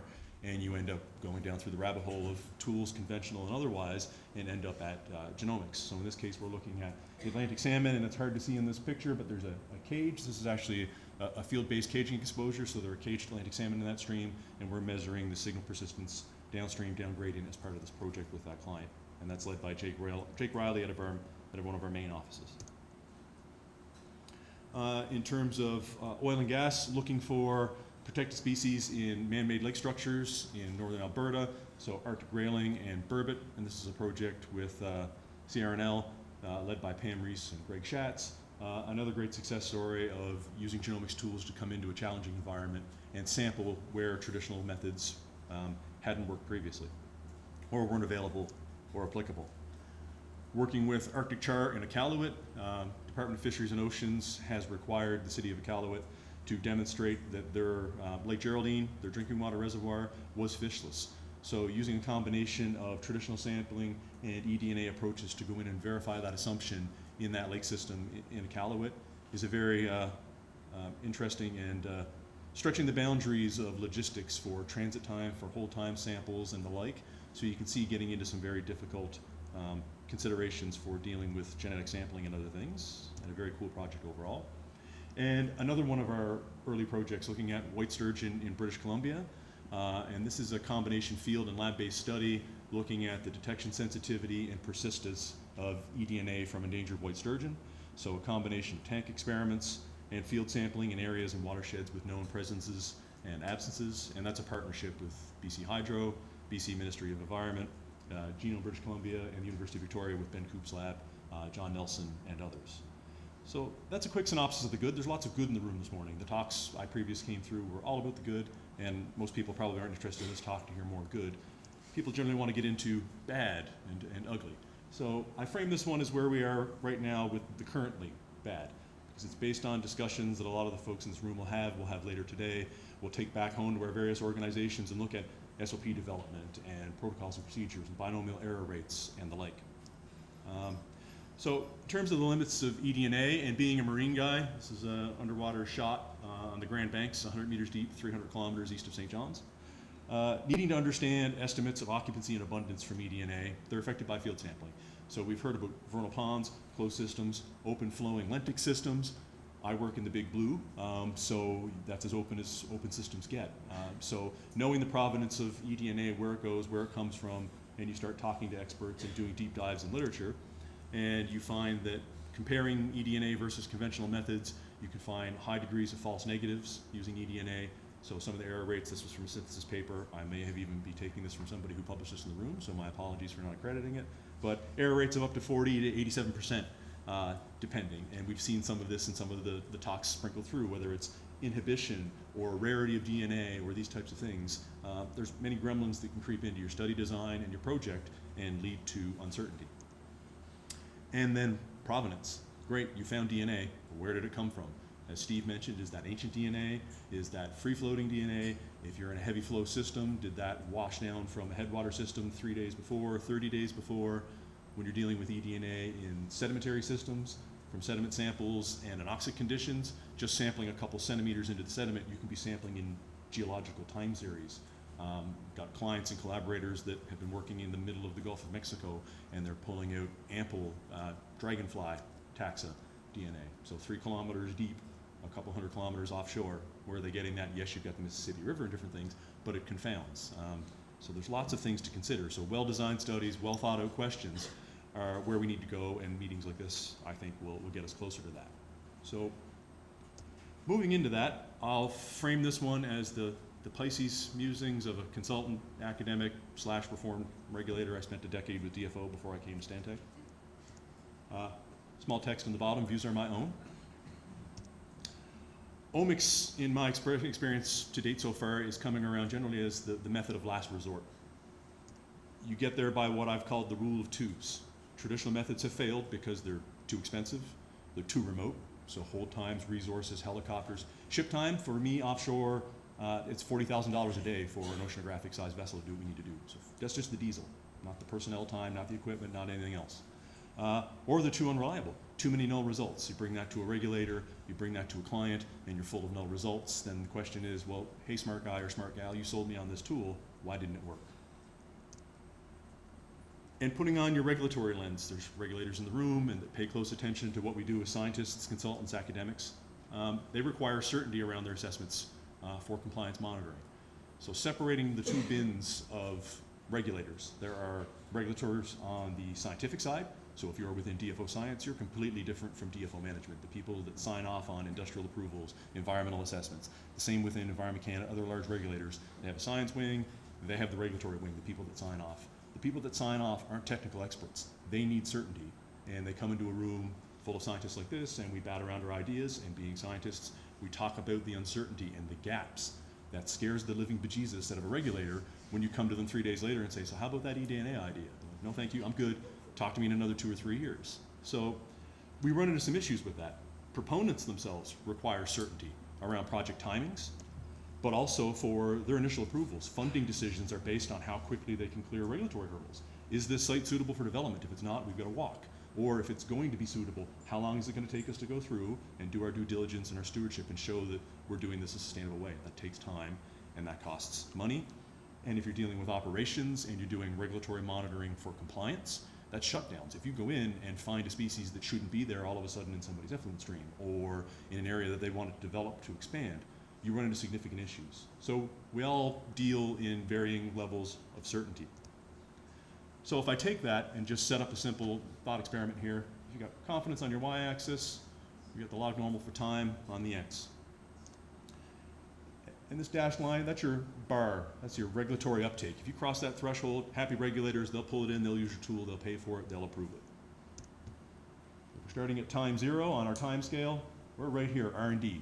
Half of what most of us in the room are doing right now. We're at that bleeding edge of science. Ideally, we want the curve to look like this, right? We could get Mario Thomas to jump up and shake the pom-poms and clap really hard right now if we could get that line to look like that. Anybody that does this as a science but also as a business, that's the line they want to see. So do clients and so do regulators. In practice, I'm being kind, even showing this as being a straight line. It should look like a 90-year-old's EKG after a heart attack. It fits and starts, it's ups and downs, it's back and forth. But there's a gap there. So if you can envision right now, everybody put your feet on the middle of that theory line and you lean over and grab onto that red line. That white space, that's lost potential, lost investment. That's the lag between how quick we should get there and how quick we're actually getting there. So in that time, from a client end, from a business end, but also from a regulatory end, that's lost opportunity, that's lost investment, that's a lot of science that's got to go in and tease out cymocolumns and PCR inhibitors and dilution rates and 5 technical replicates, 1,000 technical replicates, the like, as you get into these arguments. That's a lot of what we have to do. So, what prolongs that white space? Poorly planned science. You'll see it in any nascent science that's emerging, a new tool. You get the hammer, everything looks like a nail. So we've got to be very careful about that because poorly planned, poorly conceived studies, going out, grabbing a couple samples without appropriate positive controls, negative controls, considering binomial error rates, all these types of things. It takes the one bad test case to poison the well, whether it's a provincial regulator, a federal regulator, or a big client that thinks it's a cool topic. Bring them one dud and you're done for however long that's going to take. That client may never come back to that. That bridge is burned and you're gone. And if it's because the science isn't ready, that's great. But if you poorly executed it, that's the worst kind of insult to this discipline. SOPs, lacks thereof, having none and just going out and, well, I saw online that if I pull this sample from here and I run it through this PCR, the black box goes bing and I got my result.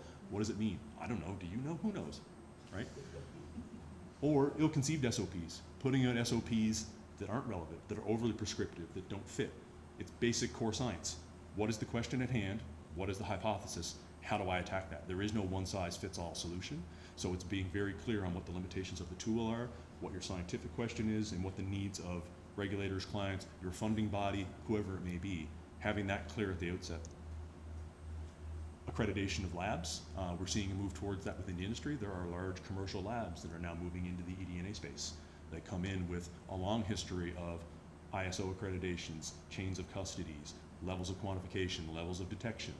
You bring teams of analytical chemists into our ecological, biological, biochemical space. This is their game just with a new widget. So that's fantastic as well. And for everybody else that's participating is getting up to snuff on that, producing a report and having those appropriate qualifiers and limiters on the data so that that can be validated. Reproducibility, great studies like we saw this morning going back and not just sampling for species X in site Y and getting your hit and walking away. Coming back, can you repeat that? If you hit that same pool, that same lake, that same river the next year, do you find it again? Was it a fluke, right? If you've only got one of however many technical replicates as a hit, is that contamination? Did you bring the DNA from that on your equipment, on your hands, wherever? Is that just inhibition? Is it many, many different things?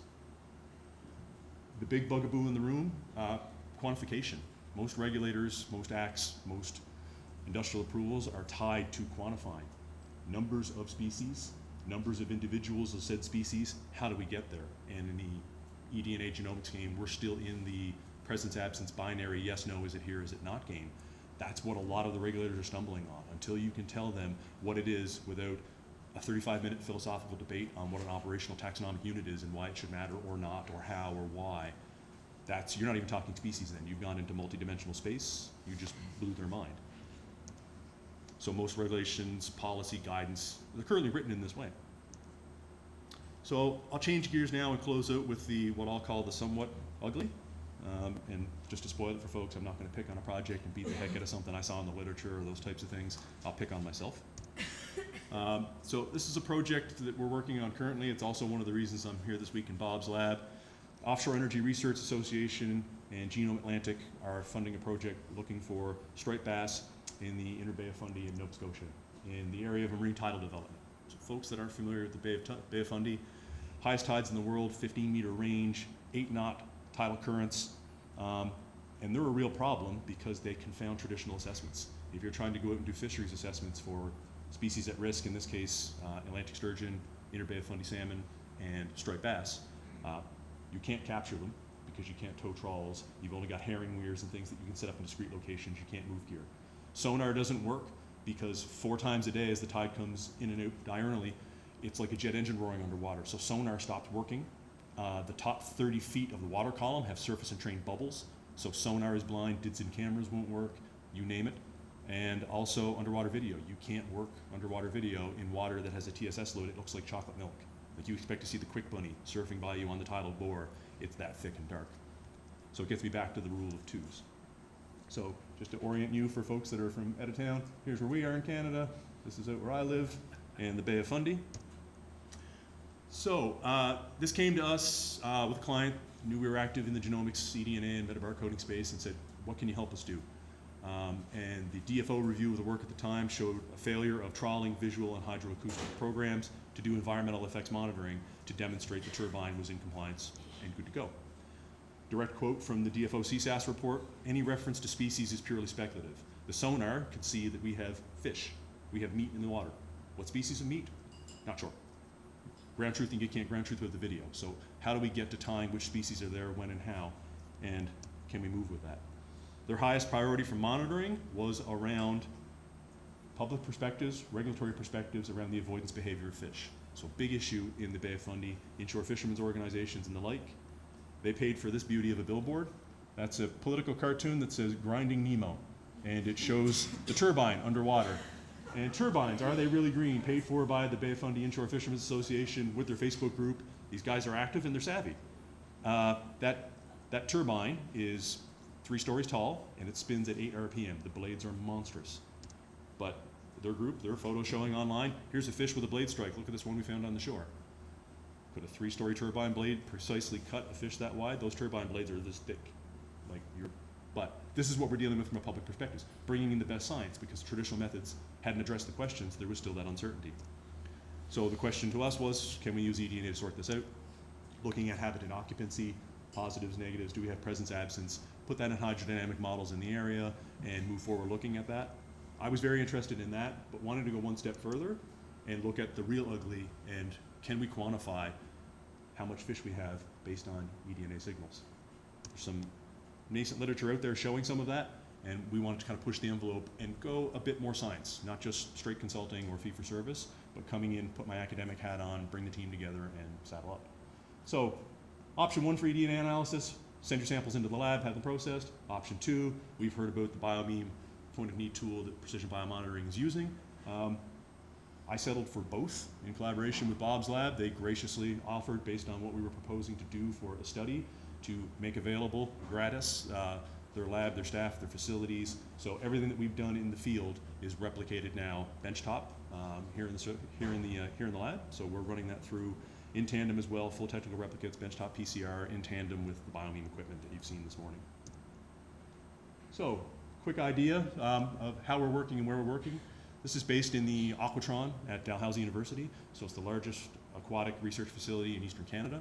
There are 3 independent tanks. These are 2 stories tall, 30 feet wide, 24 feet across, in triplicate, individually plumbed, sand filtered, ready to go so they can be contained for contaminants research for doing oceanographic level studies. I can ramp up water currents to be relevant to the Inner Bay of Fundy and also TSS loading.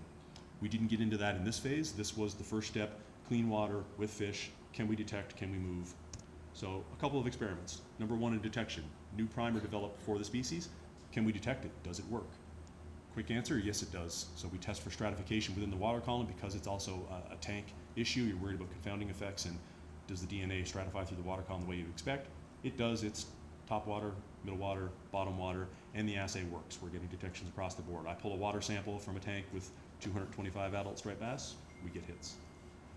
Persistence, how long will will the signal be detected. Running that, we pulled water samples on a time series from 0 to 120 hours. I'll give you a quick teaser. I haven't even talked to the client about this yet, but from the replicated curves, 24 hours post, we lose the DNA signal from the water samples that were extracted from the fish. So held in the exact same conditions and run through time in triplicate. So between 24 and 48 hours, we lose the signal completely. So we go from nice strong CQ values to dead across all our technical replicates, which is very handy if you've got a 24-hour shelf life of DNA in the field. That's really great for doing site-specific monitoring in a marine environment because you're not worried about DNA being blown from one end of the Bay of Fundy to the other in a tidal exchange. And then can we quantify the fish? So my one fish, two fish, red fish, blue fish, a series of six stocking densities from one fish up to a maximum of 138 adult striped bass, staggered through time, under experimental conditions, positive, negative controls, full rigor, and actually looking at can we relate copy number and CQ value to the intensity, stocking density of the fish. So my end goal with this is that based on what we're getting in the field, can we get a relative abundance? I don't expect the tool is ever going to tell me there's 342 striped bass in the system, but is it a little bit of striped bass DNA? Is it a lot of striped bass DNA? Or a whack load of striped bass DNA? That comes in handy and feeds into oceanographic three-dimensional models that we have, tracking data, we've got vectors, shed rates, and everything else related to the fish and move. So it's a really neat top-off to the study. So with that, I'll thank you for your time. Oops. I'll conclude. My contact info is on here. And what I'd like to do also is just thank Bob, Precision Biomonitoring, the lab, all their team for their graciousness. They've made their facilities readily available, their time. Tzitziki has been taking texts from me from all hours at night from the lab in panic situations and the like. So the collegiality, bringing us in, your classic academic industrial partnership, you couldn't ask for better. And it feels like a family affair. That's a photo of my oldest son, he's 6. The biomeme kid, it's that easy, your 6-year-old can do it under controlled conditions. So there he is, his pipette and a big smile. I'm just kidding, he didn't actually work with that. That was just a fun photo to put up. But in the lab, working with Dad, doing fun things, so it's part of this bigger eDNA family, and I feel like we're at a big eDNA wedding today, given the venue and how we're moving forward. So looking forward to chatting with folks. Thank you.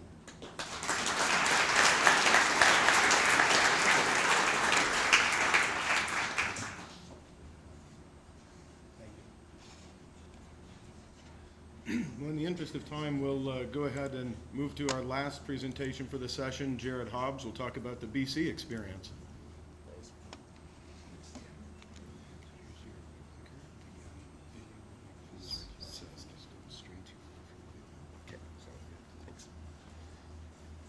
Hi, folks.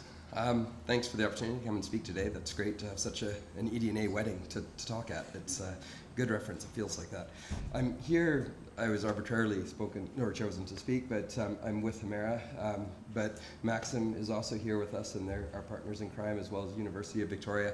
And I'd be remiss not to mention actually Dr. Karen Goldberg at Washington State University, who really started me down this pathway of eDNA in 2014. So I'm here to talk about eDNA from a consultant's perspective. And I was pleased in hearing this morning's talk to see some synergies and some congruence on some of the ideas and the themes that are coming across from all of the talks with respect to what we've experienced along our path. So we're going to talk about some of the challenges we've encountered and some of the solutions that we've developed as we've implemented over 45 eDNA studies in BC, Yukon, and most recently Alberta.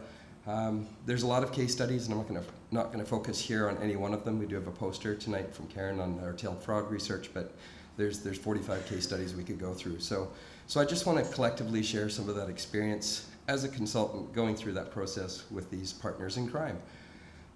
We're going to talk about eDNA implementation, some of the challenges and solutions, as I said, and I want to focus a little bit on standardization and methods, because I'm seeing that as a recurring theme in some of the talks this morning, well, all of the talks, to be frank.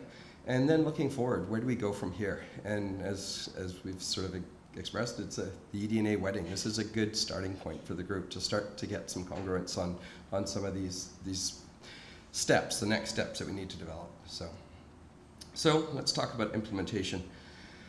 When communicating with clients, one of the big challenges that we have to sort of overcome, and the last talk by Mark sort of expressed this too, there's a curve of acceptance and when will they accept eDNA methods. And I find it ironic in that is that the acceptance for conventional methods is very high. We just take it for granted. There's a conventional method. We've always done time-constrained searches for tailed frogs. We should just keep doing time-constrained searches. No one's thought to actually do a power analysis on that and look back and analyze how good those conventional methods are. They're just held in high esteem while eDNA is questioned.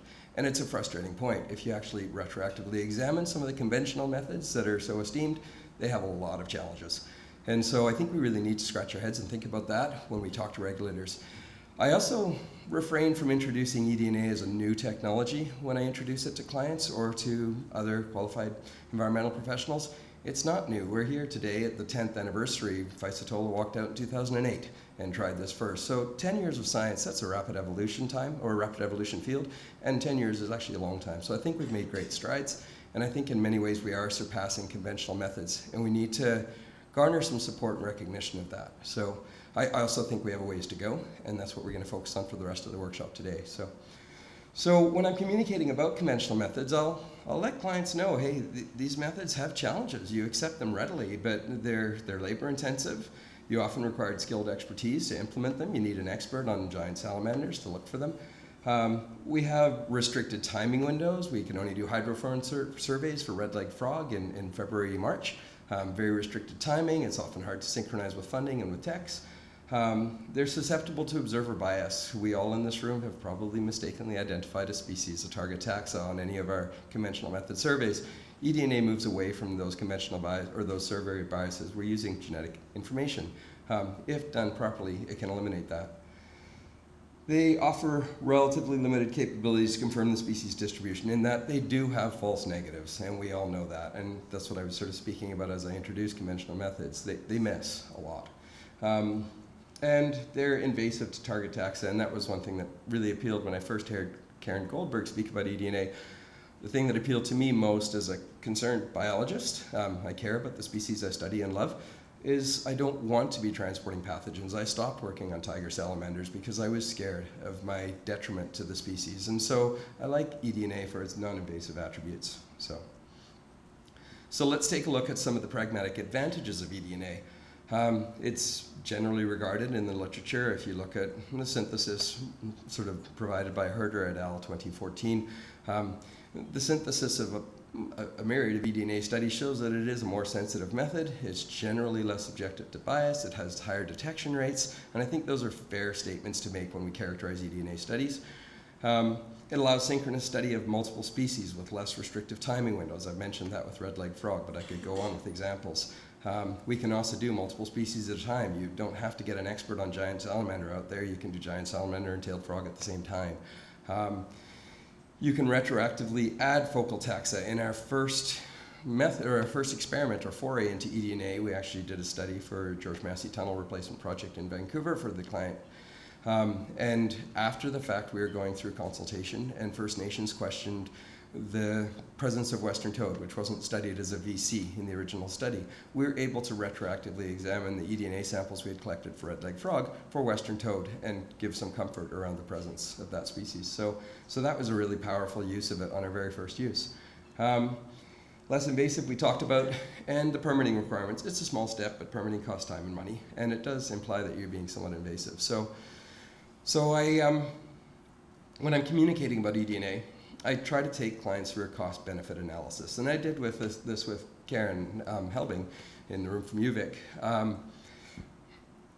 We had to do this, I think it was for an NRC proposal, but we had to do a cost comparison, and when we started to look at the power yielded by conventional methods versus eDNA, and we actually tried to equate that power, we found that it was requiring multiple repetitions, up to 10 to 12 replicates using conventional methods for time-constrained surveys, for example, to match the efficacy of one visit with an eDNA sample method. So when you are doing a comparison for a client on the cost-benefit analysis, don't compare apples to oranges. Actually compare like to like, and price out the cost of multiple visits to achieve the same power. But it's also fair to talk about the limitations of the methods when you communicate those. It has its limitations, and measuring abundance is I don't even think it's the next frontier, but then again, Bill Gates said 32 kilobytes would be enough computing power for everyone 2 decades ago. So So I won't say never, but I don't think we're going to get there with eDNA. I don't think it's the right tool for it right now. And you guys know as well as me what the limitations are there. It's inferential, it's not deterministic, and so it does require trust from the regulator for acceptance, and we've seen that theme. We're not actually seeing the target taxa, we're not coming away with conclusive evidence, photos, samples, etc. It's seeing the unseen, and so we have to be comfortable with that, and we have to know that the science is rigorous enough to support an inferential determination. There's location and precision. We can't say where the species came from, or where that detection came from, or where the species is, more correctly, because of transport, and we've talked about those themes. So, some of the advantages, though, it does provide a more efficient solution because of the efficacy, the power, the sensitivity of the method that comes from the qPCR replication effect to facilitate broad-scale inventory at larger scales because of the cost efficiencies that can be achieved through implementation of eDNA methods. And so I do think it has great promise to help more efficiently inform project proponents as well as more efficiently inform the regulator as they move forward and try to manage endangered species or alien invasive species on the landscape. So I won't get into all of the details, but yeah, it's got some great advantages.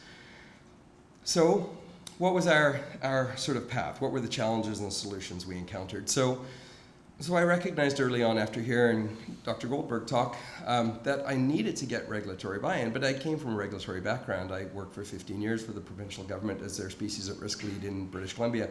It was a great experience, and I learned a lot, and I met a lot of people and made a lot of key contacts. And so I brought those contacts out with me in my first eDNA experiment and started to engage them to get their trust. And so my first year of implementation in 2014, working with Karen Goldberg, was really focused on trying to increase my engagement with regulators. And I leaned on my peers, my former colleagues, and said, hey, you should try this. And they trusted me from my shared experiences with them, and they did.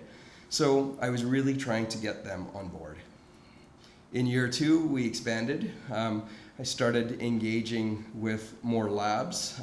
That was promoted by necessity. No other reason than that actually one of the key clients at Flynn Rose said, I can't fund a US lab. My funding is not eligible for use in the US, and so we have to find a BC service provider. And so Doug Bright connected me with Karen Helbing, and off we went down this merry road. So we started to communicate with multiple labs. We also engaged Yukon College. I involved Montana with Mike Young, and we started to add additional taxa to our repertoire. In year 3, I dove into a fish world. I'm not an ichthyologist. I'm strictly a terrestrial vertebrate biologist and semi-aquatics at best, or as well, sorry. So I did engage help from fish ecologists, but we started to go in and conduct some fish studies because I saw the potential, obviously. In year 4, 2017, we got funding from BC Innovation Council, supported by Hemera and Maxam. And basically, through their shared support, BC Innovation Council granted funds to UVic to accelerate or advance our studies on certain aspects of eDNA implementation that we were really interested in learning more about. We were also recognized at REMTech as Innovator of the Year in 2017, and I think Doug accepted that award on my behalf. I was double booked, but that was a really nice recognition to get. So you can also see the number of projects that we're conducting each year is expanding. We've gone from 7, 8, and then 21. It's really a reflection of my capacity. I had a small team of support. Internally, we were largely doing this as our team, and I'm way overtaxed. So the appetite is bigger than what we're actually doing. But what's interesting, when you look at the list, we're starting to go into the new geographies, and we're starting to get other people on board. So in year 5, I really focused on that. I decided I don't want to be the only one doing eDNA. There's a lot of interesting aspects I want to study, but I think everyone should be doing it. I think it's a great method. And so I partnered up by request with Natural Resources Training Group and started to provide training to QEPs. And so far this year, I've got more courses next week, but I've led over 12 courses now. I've instructed over 120 QEPs, including folks from over 20 companies and folks from regulatory agencies. And I was really pleased when I saw the first people from regulatory agencies showing up, municipal governments, provincial governments. I asked them why they're attending, because I know we're largely contractual now in the provincial government in BC. We contract out the experts to do the work. And they said they wanted to know because they wanted to be able to effectively audit responses to RFPs or requests for proposals so that they knew that the individuals responding to the RFP were qualified to do the work that they're proposing to do. They wanted to understand what works well with eDNA and what doesn't, what's good, what's bad, what's ugly. So So we wanted to go into that. And I've been thrilled to engage. It's been a really neat process engaging with a bunch of individuals keen to onboard this method. So along the way, we focused on standardization in methods. Early on, the first government biologist that took out with me, Kathy Page, came out with me in the field on that George Massey Tunnel process and project and said, I really like what you're doing. Can we hire you, Jared, to write up your company SOP that you wrote to guide your staff as they do eDNA studies? Can we hire you to write a provincial standard for Ministry of Environment to conduct eDNA studies? And so I authored that for them. It had the intention of becoming a risk standard, but again, regulatory acceptance, the risk committees dissolved. They haven't approved any new standards in over a decade. They still haven't actually signed off. They say it's great, it went through the technical review committee, it just needs to be signed off and posted. But I still can't call it a risk standard, which is a group we have in BC that authorizes standards as provincially acceptable. So at best, it's a provincial Ministry of Environment endorsed standard that we've developed. And it's for surface water collection of eDNA, just to be clear, it doesn't get into benthic or anything. So working with UVic and with Washington State, with Karen Goldberg's influence and input, and Karen Helbing as a driving force, we developed some new standards, and Karen Helbing really wanted to focus on a couple of aspects. So we published that in +1, and what was really interesting and what we're doing different, and in rereading Herder's paper last night on the flight here, I saw it's a synthesis, and it's a simple synthesis, but it does look at a bunch of studies, and I saw a lot of focus on inhibition, and we've heard that in the talk from Tzitziki today, and from a few folks. Everyone's controlling for inhibition, or concerned about how that affects it. No one's speaking about controls for degradation, and this is the one thing that Dr. Helbing did, in my mind, really well. We introduced a test for algae, so before we even think about target taxa, we work on the assumption that algae is present in all natural systems, and we run a test called ePlant, but for chloroplasts from algae. And we do 4 runs for that, because we also did a binomial error rate assessment and decided that 4 was good enough for the algae test, and we used 8 technical replicates on our qPCR for target. And so those were 2 significant advances, but that lets us nail degradation. Everyone's got a huge potential for false negatives from degradation. If your environmental sample is too degraded, you're going to miss it. You'll think that it was nothing. It was 0, 0, 0 across your bar. And so how did you control? How did you check that the DNA hadn't been mistreated along the way in the path from collection to lab to the point where your DNA was so degraded you're getting negatives because of that? Well, that's the only way they're doing it. And that's, well, it's the only current way. And I'm not seeing anyone else do that. And that makes me nervous. And I think that's something we should step up to and pay attention to. So using that tiered approach, a 2-step approach, test for algae first, make sure the sample's not degraded, make sure there's no inhibition, then move forward to your target taxa. I think it gives you a lot more confidence in your result. So looking forward, I'll just wrap up the path ahead. I'm the last thing standing between you and coffee break, so I'll move quickly in the last few slides here. But I'm trying to encourage collaboration during engagement. I'm not actually looking for more work. I'm desperately looking for less work. So I want people to collaborate and try and engage with us as we advance these standards. I would love to see, I think, as Mark pointed out in his last talk, if people apply this badly, it's going to really drive down the acceptance. And so we don't want the ugly and the bad to happen anymore. So I think we should be collaborating. I think we should have a practitioners alliance or a collaborative group that guides eDNA method development and talks about things like binomial error rates and talks about things like testing for degradation in addition to inhibition. So I think moving forward, we really need to push some standardization amongst practitioners to increase that acceptance by regulators. This method is a decade old, and it's time to tighten it up and get it accepted widely, because it's much better than conventional methods in many cases. And I think practitioners should responsibly take formal training. I don't think it's good enough of us as professionals to simply say, well, we read a few papers and we're good to go. That's baloney. We're professionals. We need to do better. And eDNA is a marriage. It's a marriage between the field ecologist hat that I wear and the labs hat that the Dr. Helbings and Dr. Goldbergs and Max Sam wears. And if we don't have that marriage with full understanding of our partners' capabilities and influences on the outcome, we're being too naive, and I don't think that's professional. So if you're out there practicing eDNA, you should have taken a course. You should understand it, and you should know more than just the ecology side. You should know what the lab's doing too. So you should understand primer design. You should understand their testing, their controls for binomial error rates, etc. So I'm trying to encourage a community of practice ideology. We've got an open source primer library. We fully disclose our primer design, our specificity, and our sensitivity tests. We let others use the primers once we've developed them. We're not interested in having other people rebuild the wheel. Why waste money? Conservation resources are scarce. I provide training through NRTG, and I didn't honestly want the work, but I'm really enjoying that process. We've formed a practitioners alliance. You're going to hear a bit more about that today. We're promoting development of standards with CSA group. We're writing a white paper now, Dr. Helbing and I hope I can speak about it. We haven't actually signed the contract yet. But to really promote the development of standards for the CSA group and ultimately develop an ISO standard for water sampling for eDNA. And we've published our advances. We've got 2 papers in prep right now, and we've put out in +1. I've published the standards for intention of a risk standard, but they're currently Ministry of Environment standards. So we're just looking for opportunities to support others. We think this is a great method. It's non-invasive, it's highly effective, it's more cost efficient, and it gets a better answer and it's more accurate. So I want everyone to be using eDNA. So, and obviously you're all converted, you're in this room, this marriage of eDNA folks, but we should look for ways to support others in their development of eDNA. So that's it for my talk, but thanks for the opportunity on behalf of the people that have partnered with me on this venture, and thanks Dr. Goldberg for introducing me to it along the way or in the early days, and thanks everyone for your time.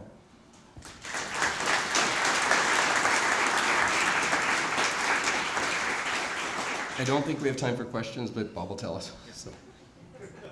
No, we can take questions over the coffee break. We still do have a good 15 minutes ahead of us. I'd like to thank all of our sponsors for making things like coffee and snacks available to us to make this a little more comfortable, and welcome you back in about 15 minutes to resume with our keynote presentations.